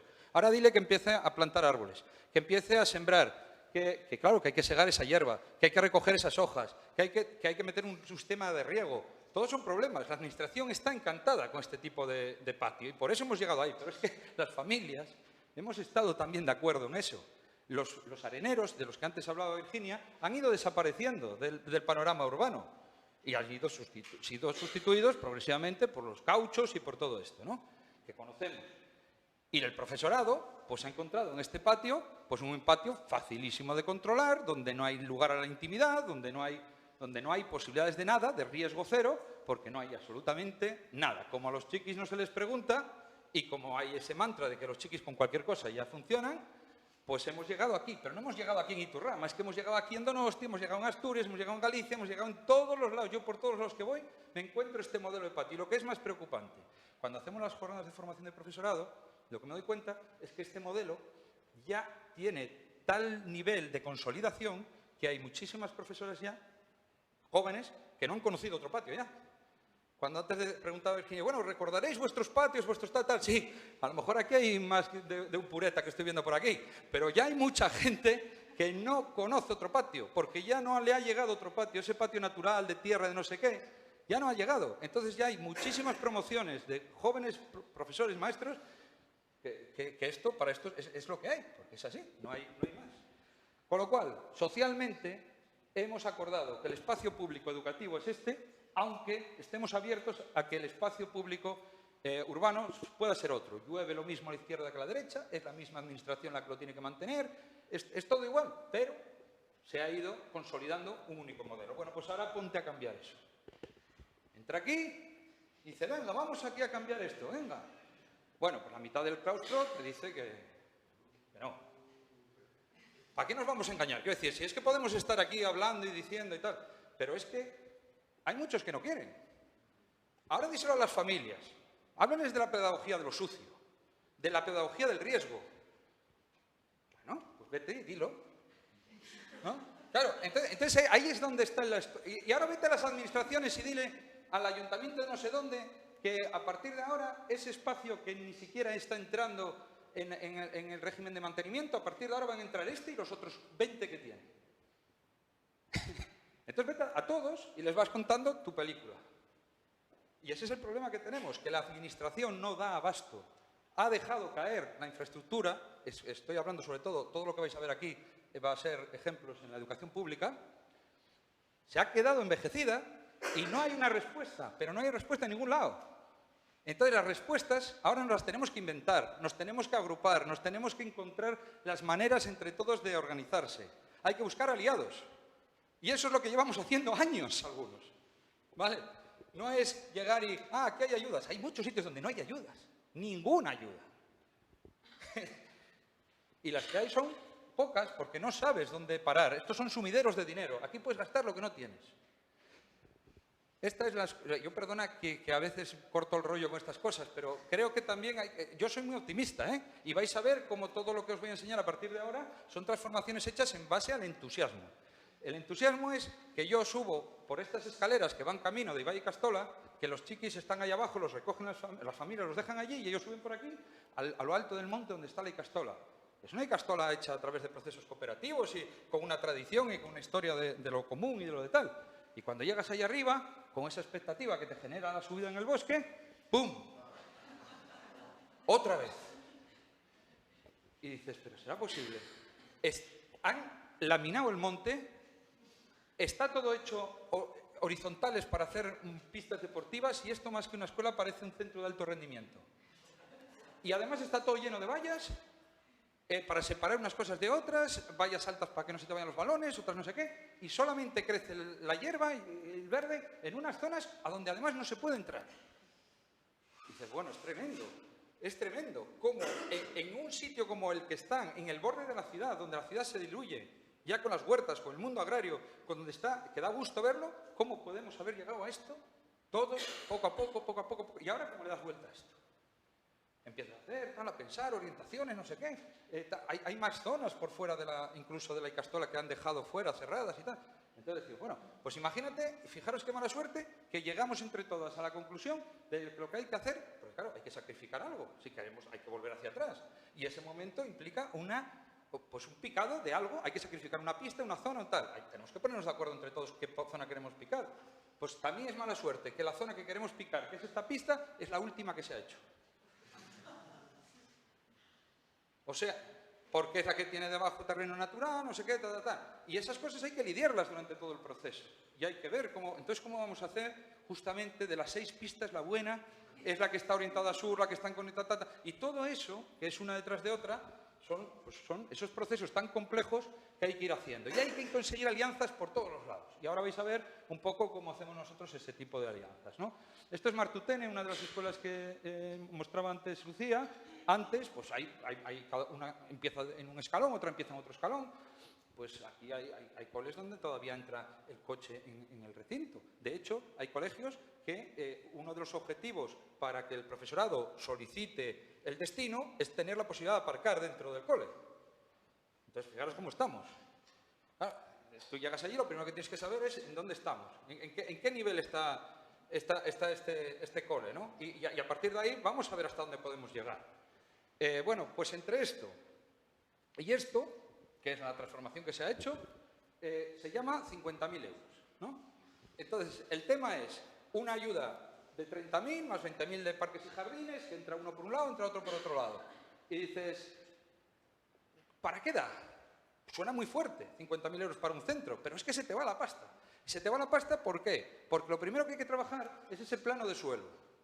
Hay que picarlo, hay que permeabilizarlo, si se puede meter riegos, hay que crear unas nuevas superficies, hay que y cuando te das cuenta te has acabado el dinero y no tienes elementos de juego. Es decir, que los elementos de juego, muchos de ellos vienen de la propia urbanización, de ese trabajo de superficies, esa jardinera longitudinal que nos va a crear una barrera acústica ante una vía de mucho tráfico, pero que va a ser todo un banco para sentarte, todo ese mundo en torno al juego, que ahora va a ser un gran arenero inmersivo, un banco de hormigón que a su vez confina un poco para que no se te desborde toda la arena. Son todos gestos, pero juego, lo que se dice juego de catálogo, no existe. De hecho, no vais a ver juegos de catálogo en ninguno de los ejemplos que os traigo. Y por supuesto, no sé cómo se va a atrás, pero bueno, así, ¿no? En el otro, ¿no? El juego es el mismo, ¿vale? El juego, el elemento de juego es el mismo, lo que pasa es que lo hemos tuneado. Le hemos quitado los colorines esos, que están asimilados a lo infantil, colores de parchís, aleatorios, sin ningún tipo de criterio.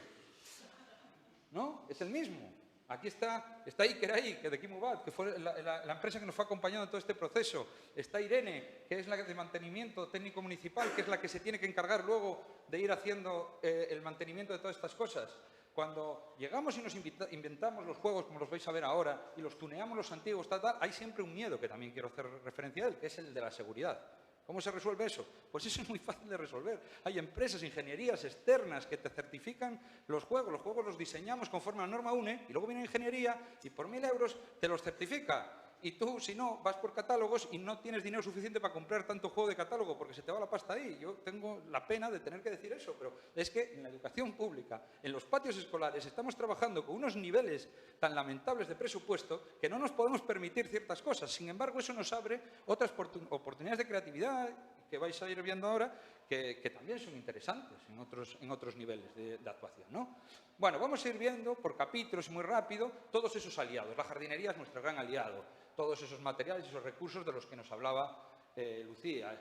Estos son patios en Irurzun, donde además, y abro otro capítulo, ocurría otra cosa, que teníamos que hacer un diseño antivandálico, porque estos son, y ahora voy a hacer un paréntesis, otro tipo de problemas, que es, hay 3 patios, o hay 3 momentos que me gusta definir. Está el patio, que todos nos viene a la mente cuando hablamos de patio, que es el patio como patio en el momento del recreo, es ese espacio donde ocurre el recreo. Pero luego está el patio, que es el complemento de lo interior, es el patio del exterior, es el complemento donde puede haber aulas de exteriores, donde puede haber todos esos momentos de experimentación de los que estábamos hablando y que también puedes utilizarlos si tiene la riqueza espacial que se necesita. Y hay un tercer momento en el patio, que es el momento extraescolar, es decir, ese patio ya pieza urbana, donde puede abrirse a la comunidad y donde forma parte de una pieza plaza pública, ¿no? Bueno, ese es el caso, por ejemplo, de Irurzun. ¿Problemas de esto?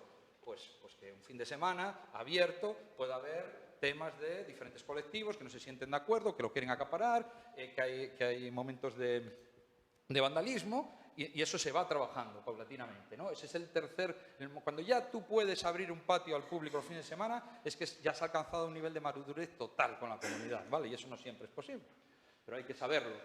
Estos son momentos de patios en los que es tan difícil trabajar y naturalizar y ya queremos meter madera y queremos meter árboles, pero claro, los árboles tienen el diámetro, la copa que tienen cuando nacen, claro, ya hacemos la participación, queremos árboles trepables, ya, pero ¿cuándo va a ser el árbol trepable?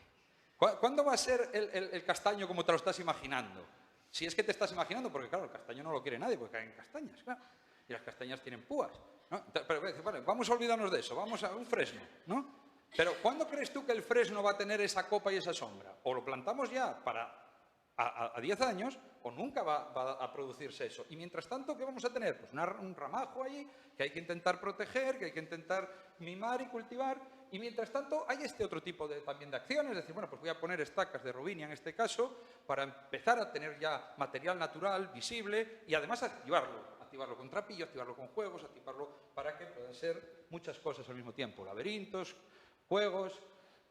trabajar con las topografías, trabajar con la jardinería en clave pedagógica. Aquí vamos a ver cómo entramos en el currículum. Pues la geometría, lo que se llama la arquitectura viva, ¿no? Es decir, el trabajar con los mimbres. Hacemos formas geométricas, elipsoides, semiesferas, hiperboloides, que se trabajan en el aula, en la maqueta, trabajamos conceptos de geometría y luego lo llevamos al patio. Para eso necesitamos que por lo menos el patio tenga un poco de espacio donde plantar, porque si lo tenemos totalmente hormigonado, pues no. Pero esto se le aplica riego, porque es muy demandante de humedad, y acaba haciendo un seto naturalizado, porque esto rebrota, el mimbre rebrota, ¿vale? Y se acaba haciendo pues un aula de exteriores con forma de cúpula, de semiesfera.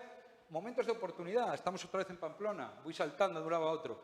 Esto es un momento en el que estas cosas también ocurren, obras en la ciudad y hay que trasplantar árboles de gran porte. Esto no es lo mejor para el árbol, evidentemente, esto es un momento de estrés total, pero a veces ocurre que hay obras, que hay que hacer una rotonda, que hay que ampliar un vial, que hay que no sé qué, y hay que mover árboles de este tipo. Bueno, pues entonces ahí estamos nosotros para decir al patio, porque es el sitio donde siempre va a hacer falta, nunca va a venir mal un árbol de estos. Pero claro, ¿el patio dónde? Pues fueron aquí, no sé, esto es San Jorge, esto es un colegio que tiene esto ocurre mucho también, que está a las orillas del río Arga, todo eso que veis ahí es la ribera del río, que es una preciosidad ahí en Iruña, pero el patio ya veis lo que es. Entonces, claro, dices, bueno, pues vamos a hacer 3 grandes alcorques con forma de gota, conectados entre ellos para tener un sistema de riego mínimo, no cumpliendo los estándares del Ayuntamiento de Pamplona, pero al menos tirando de la fuente del patio y llegando hasta allí. Y vamos a plantar uno de los grandes y luego otros 2 en pequeño para ir creando masas y vamos a mimarlos a ver si estamos en la segunda primavera y bueno, están retoñando y están manteniendo, están sobreviviendo. Vamos a intentarlo, ¿no? Y ya es un patio grande, porque a veces te encuentras el tema que la escala es tan potente que no sabes ni por dónde empezar, que cualquier acción te queda ridícula, porque es muy grande la escala del problema al que te enfrentas. Evidentemente, estos 3 grupos de árboles están colocados en sitios estratégicos que se han decidido con la comunidad, es decir, en sitios donde molestan, en sitios donde están cambiando otro tipo de acciones. Eso era el área de la portería, ¿no? Entonces ya, evidentemente, ahí ya no se van a volver a tirar, ¿no?, faltas desde ahí. Entonces, hay que también tener un punto activismo, tanto en todo... Bueno, ya estáis viendo por dónde va el tema, ¿no? Que hay que estar en todos los frentes al mismo tiempo. Aprendizaje y servicio es nuestro gran aliado. Es decir, cuando ya haces todas estas obras y te has quedado sin equipamiento, pues ¿a dónde vas? Pues yo suelo ir a los FPs, ¿no? Dices, vale, pues yo me voy a los FPs, me voy a las escuelas de formación profesional, me voy a las escuelas taller, me voy a los centros de formación o de integración que tienen carpinterías o tienen tal, y sobre todo me suelo atar a la carpintería, que es un buen aliado para generar equipamientos. Pero eso no es utilizar el FP como mano de obra barata. No, eso es crear una unidad pedagógica para el FP. Es decir, tú le vas a lanzar un proyecto en abierto que va a ir modificando y que va a seguir creciendo y va a seguir enriqueciéndose durante el curso. Y hay que coordinar 2 cursos escolares. En un curso se determinan los problemas, en otro se ejecutan. Esto es Arbizu, Sacana. Un cole hecho según unos principios pedagógicos, también de altísima calidad arquitectónica, todas una serie de aulas que todas tienen comunicación directa con el patio, pero les ha salido el patio así. Una cosa rarísima, o sea, es una comunidad que ya están súper sensibilizadas, ya han creado una comunidad, ya han hecho visitas a otros ejemplos de éxito, tienen el vasoescola interiorizado, la pedagogía de lo sucio, y les llega esto. Fijaros que aquí pasa una cosa muy simpática, y es que todas las aulas van creciendo con la edad, van cambiando de aula, y la última de las aulas lo llaman, ¿cómo lo llaman? Aula... se me olvida. Es como el aula, el simulador, que es donde ya los ponen todos sentaditos mirando a la profe, porque luego van a ir al instituto. Entonces aquí están todas, es una pedagogía, ¿no?, súper activo, todo transformador, todo y al final dicen, cuidado, que el año que viene os llega otra historia, así que vais a pasar 1 hora a la semana por el simulador y aquí, y os ponéis los zapatos y tal, porque claro, ellos están allí con zapatillas y tal, ¿no? ¿Cuál es el problema de estas pedagogías? No, de estas pedagogías ninguno. El problema es cómo compatibilizar las pedagogías estas que se están demandando en algunos centros. Yo tampoco quiero decir, esto lo está pidiendo todo. No, esto lo pide quien lo pide. Y eso, claro, si tú vas sucio, vas mojado, vas tal, estás en zapatillas, sales afuera, tienes que entrar adentro, pues necesitas unos filtros o necesitas algo para el cambio de ropa, para las catiuscas, para tal y cual, ¿no? Y claro, pues igual que en un gimnasio, hay unos filtros entre lo húmedo y lo seco, lo tal, pero claro, los edificios no están preparados para eso. Entonces, ¿qué podemos hacer aquí? En un edificio que además esto está inaugurado de los días de la pandemia, de ahora, de hace nada. Es un colegio completamente nuevo, no puedes entrar ahí y empezar a transformarlo a lo loco, ¿no? Bueno, pues entonces ahí dijimos, vamos a trabajar con el concepto del mueble, del equipamiento, mobiliario, y nuestro FP de referencia es el de Alsasua, que es el de metal. Con Berta, la profesora de soldadura, pues empezamos a trabajar modelos que empezaron a parecerse a las letras griegas antes de que se asociaran a variantes de COVID. Y empezamos a trabajar con bancos y con cosas así y empiezan a surgir los prototipos. El prototipado es algo muy habitual en todos nuestros procesos.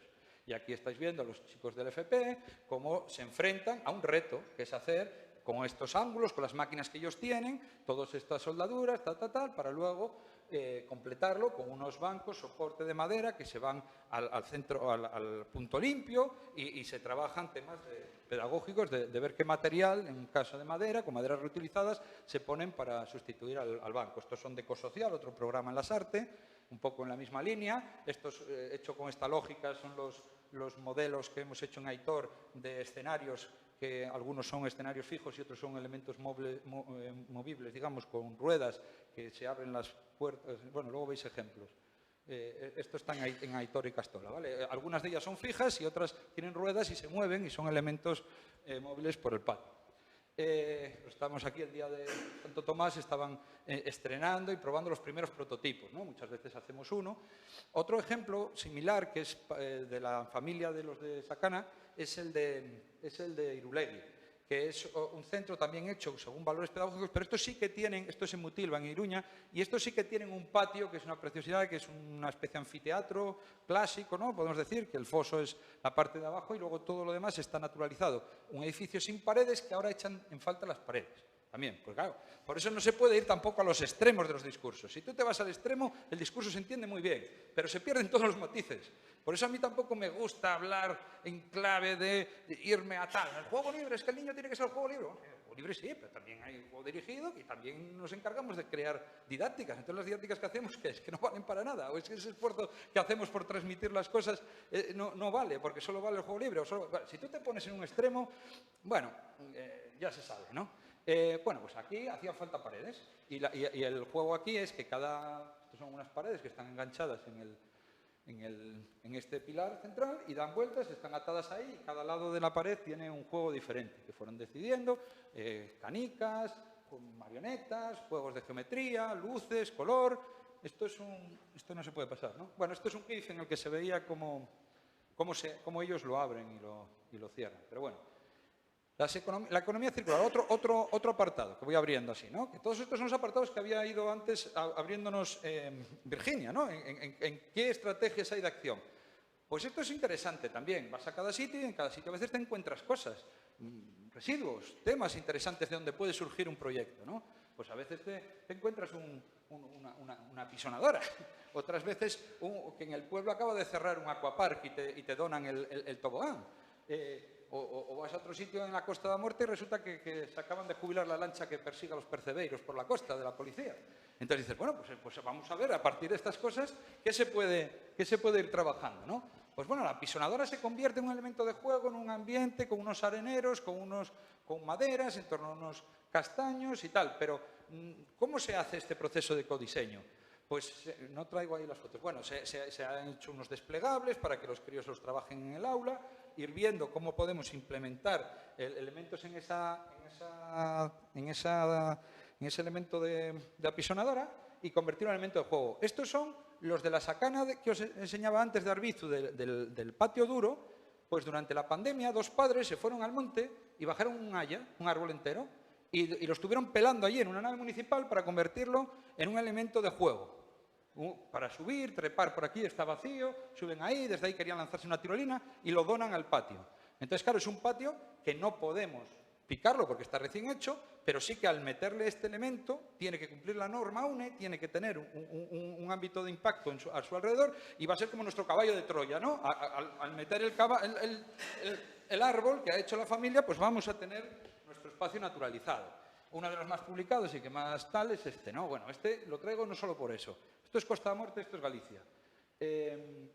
Un colegio, y aquí os cuento muy rápidamente la historia porque tiene más interés la historia que lo que estáis viendo, que no dejan de ser unos contenedores que se ponen ahí, unas topografías, 700 y pico metros cuadrados picados. Delante del propio colegio. Esto no está escondido en un sitio, esto es lo que te encuentras cuando entras al cole. Llego allí, ¿qué está pasando aquí? Nada, análisis de zona, de territorio, aquí un desastre, se está yendo toda la población, aquí se nos van todos a las ciudades, aquí no queda nadie. Y yo, bueno, y entonces, ¿qué podemos hacer? Lo único que se está haciendo es la autopista que nos prometieron cuando el Prestige. Y yo, joder, todavía estamos con eso. Sí, sí. Y bueno, pues entonces estarán moviendo tierra. Vamos a pedirles a las empresas que la gestión de la tierra nos puedan generar aquí unas topografías. La historia surge aquí porque el AMPA, que lleva gestionando varios años esto, sus niños ya abandonan el cole y dejan un ahorro de 7.000 euros. Y preguntan a la directora en qué invertirlos, qué mejora podría tener el patio. Entonces la directora dice, hombre, yo, la verdad, ¿qué creéis que querían hacer las familias? Esto era una pista de baloncesto que tenía una cierta caída y que estaba picada y entonces los niños se dejaban ahí las rodillas, ¿no? Hombre, clarísimamente, ¿no? Las familias querían meter esos 7.000 euros en una repavimentación. Y las profes dijo, pues este a lo mejor era un momento para naturalizar el espacio.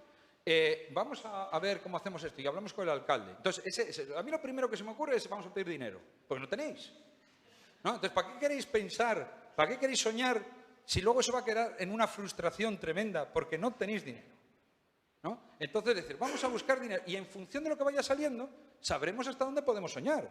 Si nos tenemos que quedar en lo efímero, pues os quedamos en lo efímero. Pero si podemos ir un poco más allá, vamos a ir armando el tema y en función de cómo vaya, que de repente fruto de estas asociaciones, de estas asambleas y tal, surge una idea, surge alguien que dona algo y cambia el proyecto y el proyecto se va por ahí.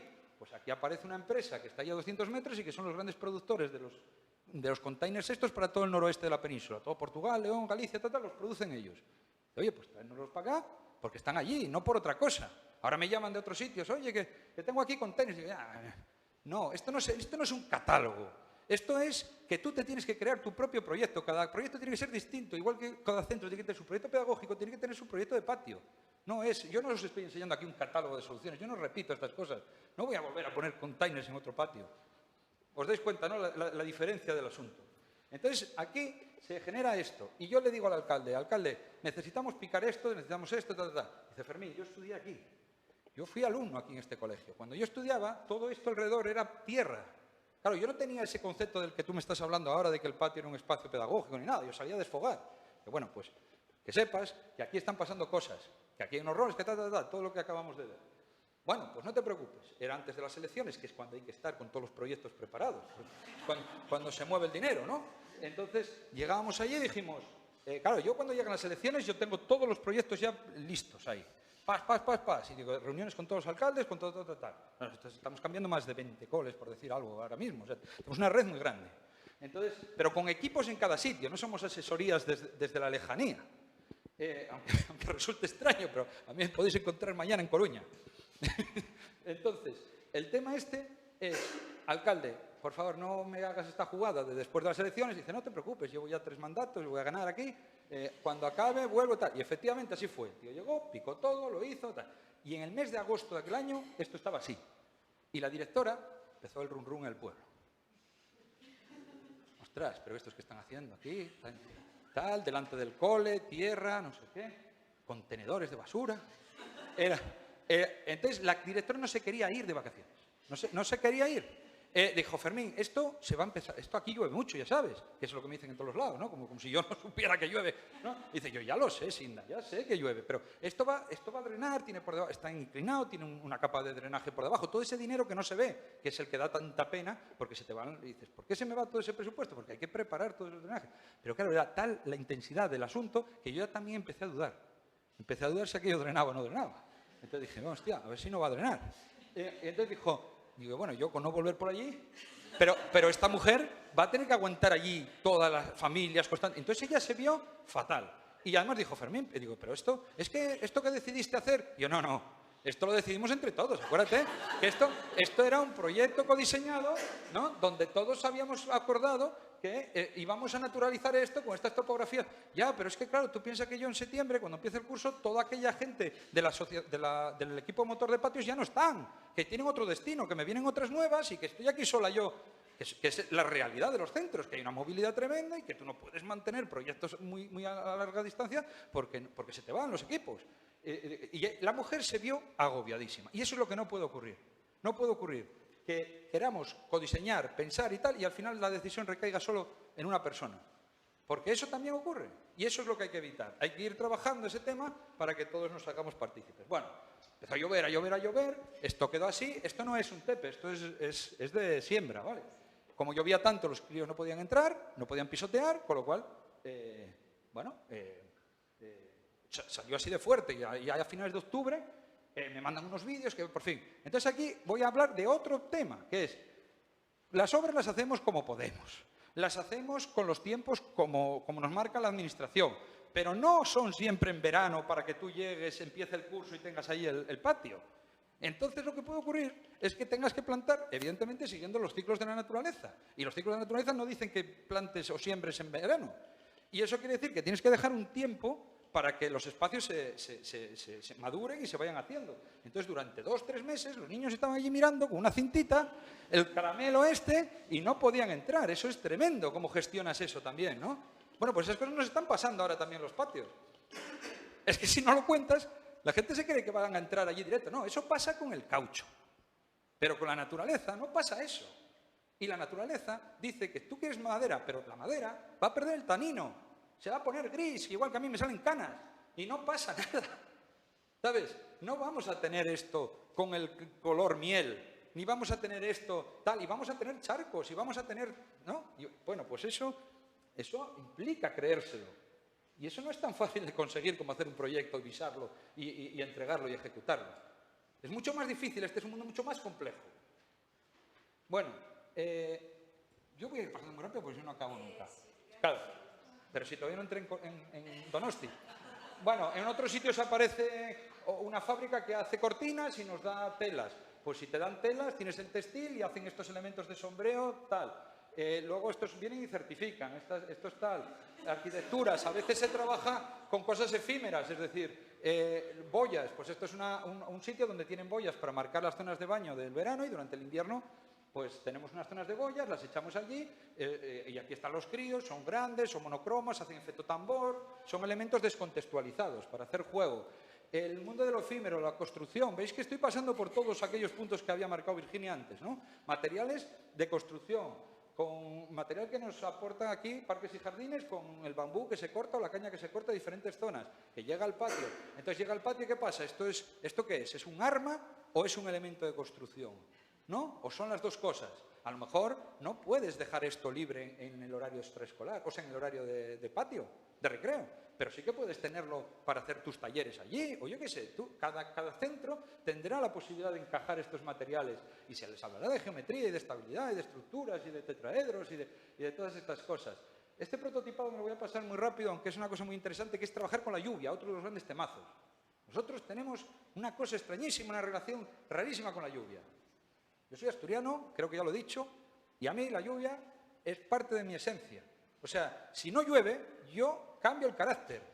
A mí un día como hoy me pone, ¿sabes? O sea, yo no necesito sol para estar alegre, ¿vale? Pero parece que la lluvia, no sé qué pasa, pero la lluvia para mí es parte de la esencia. Y salir a jugar con la lluvia es algo que he hecho toda mi vida. Ha llovido en los grandes momentos de mi vida. Cuando he sacado el carnet de conducir caía una tormenta tremenda. Cuando me he casado, cada vez que ha pasado algo en mi vida ha estado lloviendo. Y no sé por qué hay que pedir siempre cubrirnos de la lluvia, todo cerrado, todo alto, todo cerrado. Pues no, hay que salir y hay que hacer actividades. Esto es un concurso que ganamos en Vancouver para promover el uso del espacio público en días de lluvia. Esto es un caballete que arriba le metemos tintes naturales, con agua de lluvia se echa, caen por aquí y luego pintas en el suelo, porque es un caballete, es como un plotter humano, ¿no? Y aquí están los chavales probando el tema. He llegado a ver de apisto, dame 10 minutillos, porque he estado ya aquí. Yo ya sabía que me iba a pasar esto, siempre me pasa. Bueno, luego vamos a subir a inaugurar la exposición de arriba. Entonces, el tiempo que me estoy comiendo, pues nos lo quitamos de la exposición y ya vendréis otro día a ver la exposición.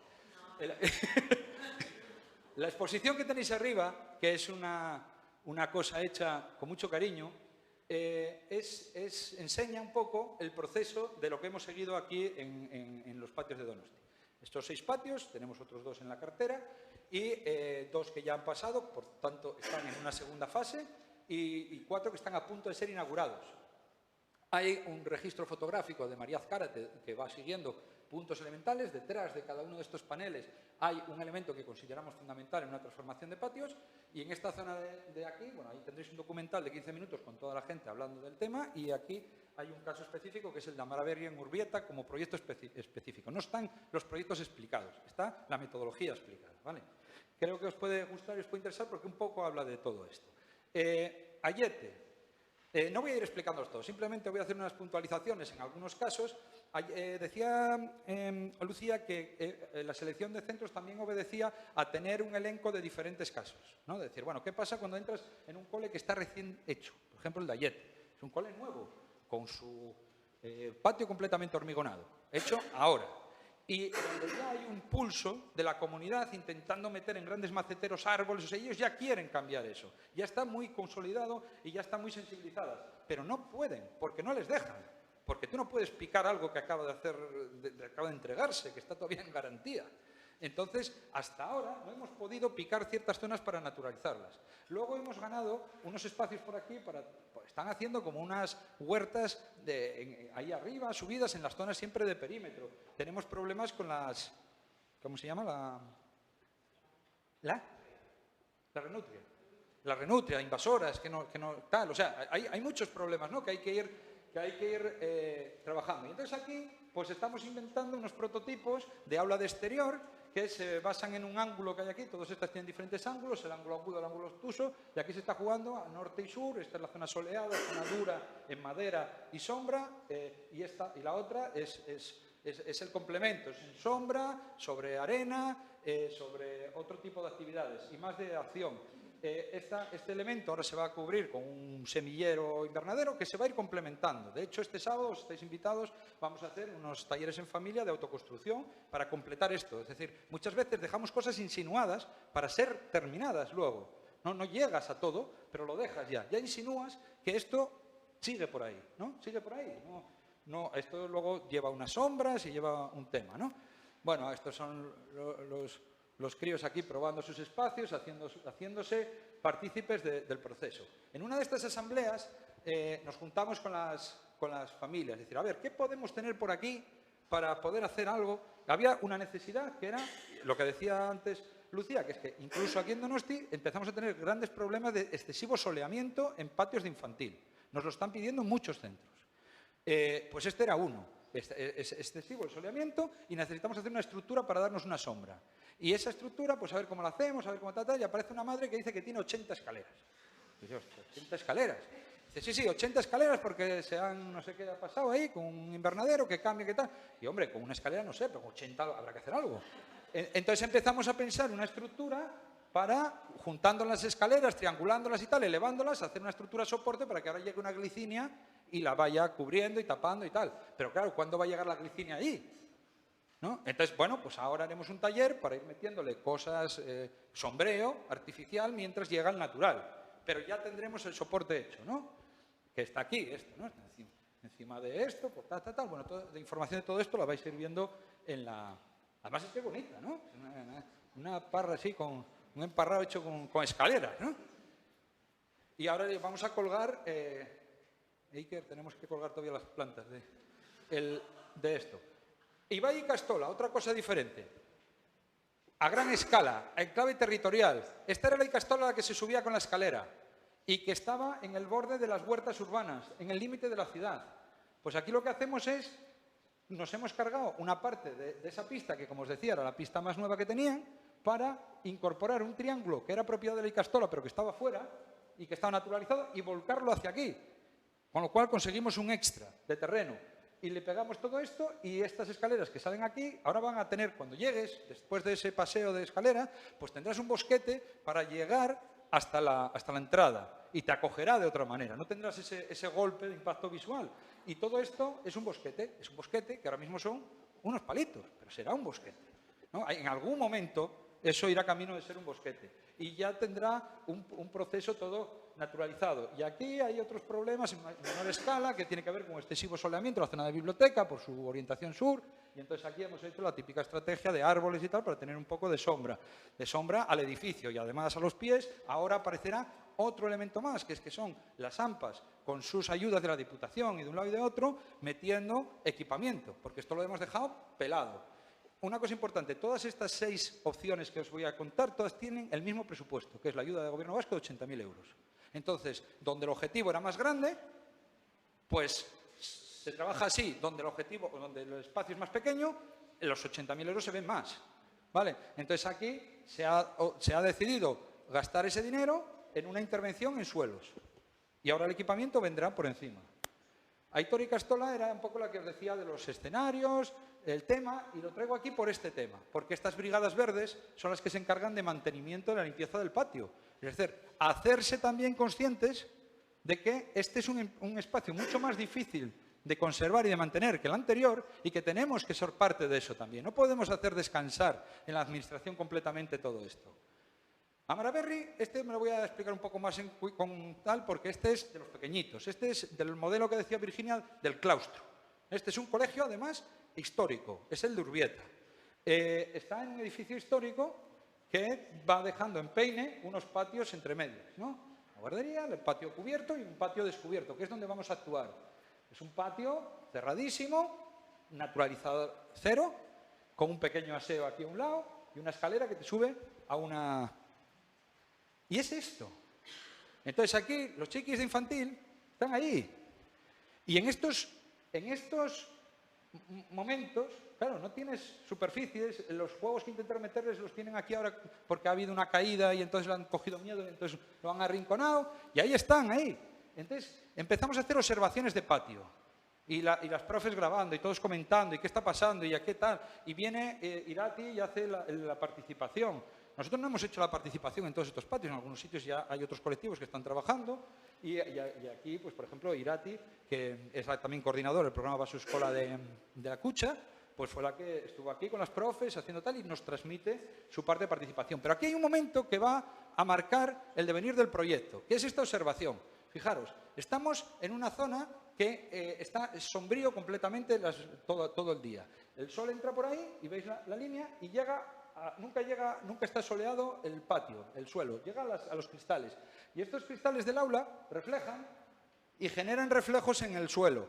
Y de alguna manera inconsciente los chiquis están jugando ahí fundamentalmente. O sea, hay una zona de calorcillo ahí o de algo, ¿no? que los tiene allí. Fijaros en qué nivel estamos hablando, o sea, de mínimos, ¿no? Bueno, pues empezamos a observar por los registros que efectivamente esas zonas están. Entonces dijimos, bueno, pues muy bien. Vamos a naturalizar lo que podamos, porque tampoco se trata de convertir esto de repente en todo jardín. Hay que tener una zona dura, una zona blanda, semiblanda, pero también vamos a hacer efectos de juegos de sol y sombra, de reflejos que nos lleven el sol al plató este, ¿no? Y sabiendo que todas estas paredes son paredes soleadas, vamos a hacer piezas reflectantes que nos metan el sol ahí abajo.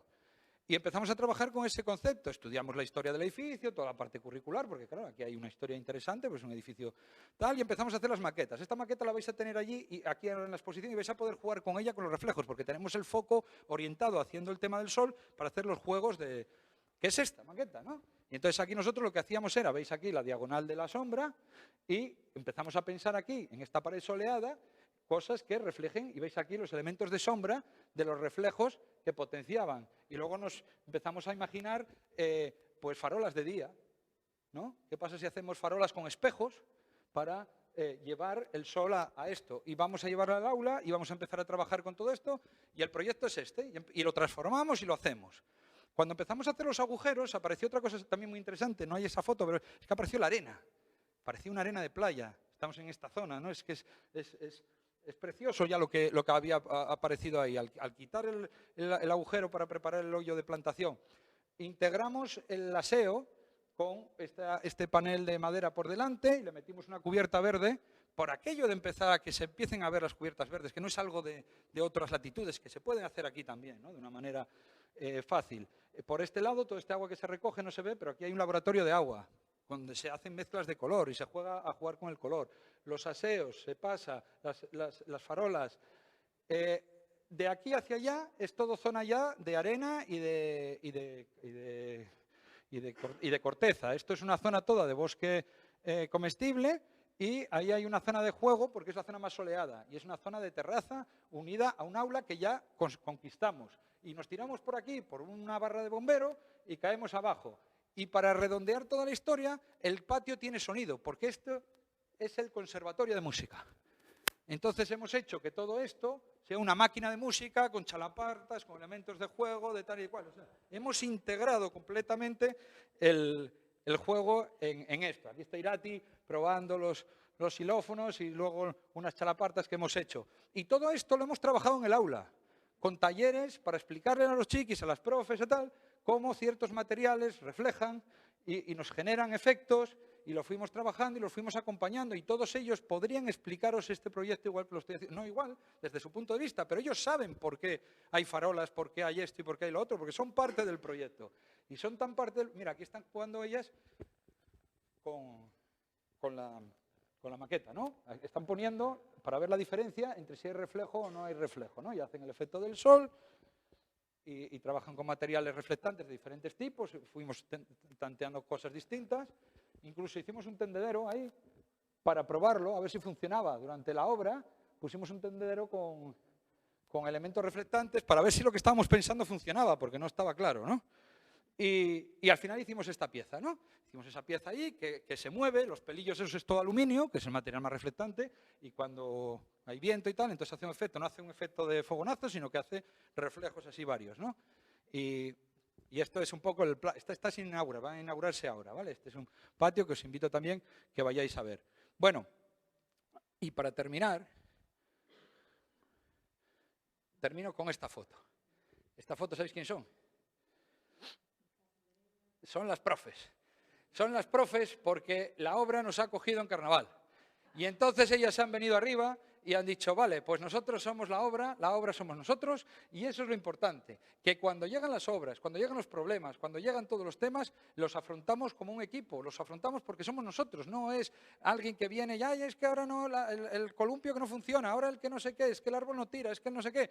Bueno, es que es nuestro proyecto, para lo bueno y para lo malo. Y si en pleno mes de febrero y de marzo estamos en obras, es porque estamos en nuestras obras, nosotros nos lo creemos y lo tomamos con humor. No podemos estar ahí, roña, a ver cuándo se van los obreros, a ver cuándo se qué, tal, ¿no? Y yo creo que esta foto un poco define el espíritu de todo esto que os acabo de contar. Perdón por el...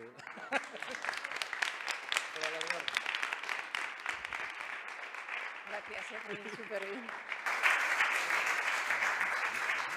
Es ahora ya descanso, sí. Hay que comentar un poco de la cosa. Bueno, muchísimas gracias, Fermín. Bueno, seguro que tienes un montón de cosas interesantes que contar, todo ha sido muy, muy interesante, pero lo bueno es que lo tenemos arriba y podemos también ver y preguntarle a él. Y ahora es la pausa, tenemos una pausa café que está preparada. Sí, bueno, justo en el piso de arriba donde la exposición, en el anteaseo, es donde está. Entonces, si subimos arriba lo tendremos todo ahí. Y bueno, teníamos previsto empezar a -4, le damos a -10, ¿vale? para que no se nos retrase mucho. Muchas gracias. Hasta ahora.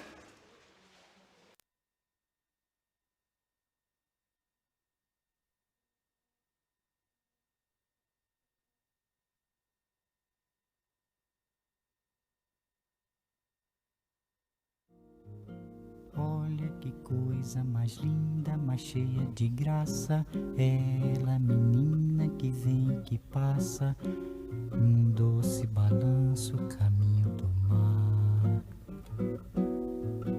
Moça do corpo dourado do sol de Ipanema, o seu balançado é mais que um poema, é a coisa mais linda que eu já vi passar.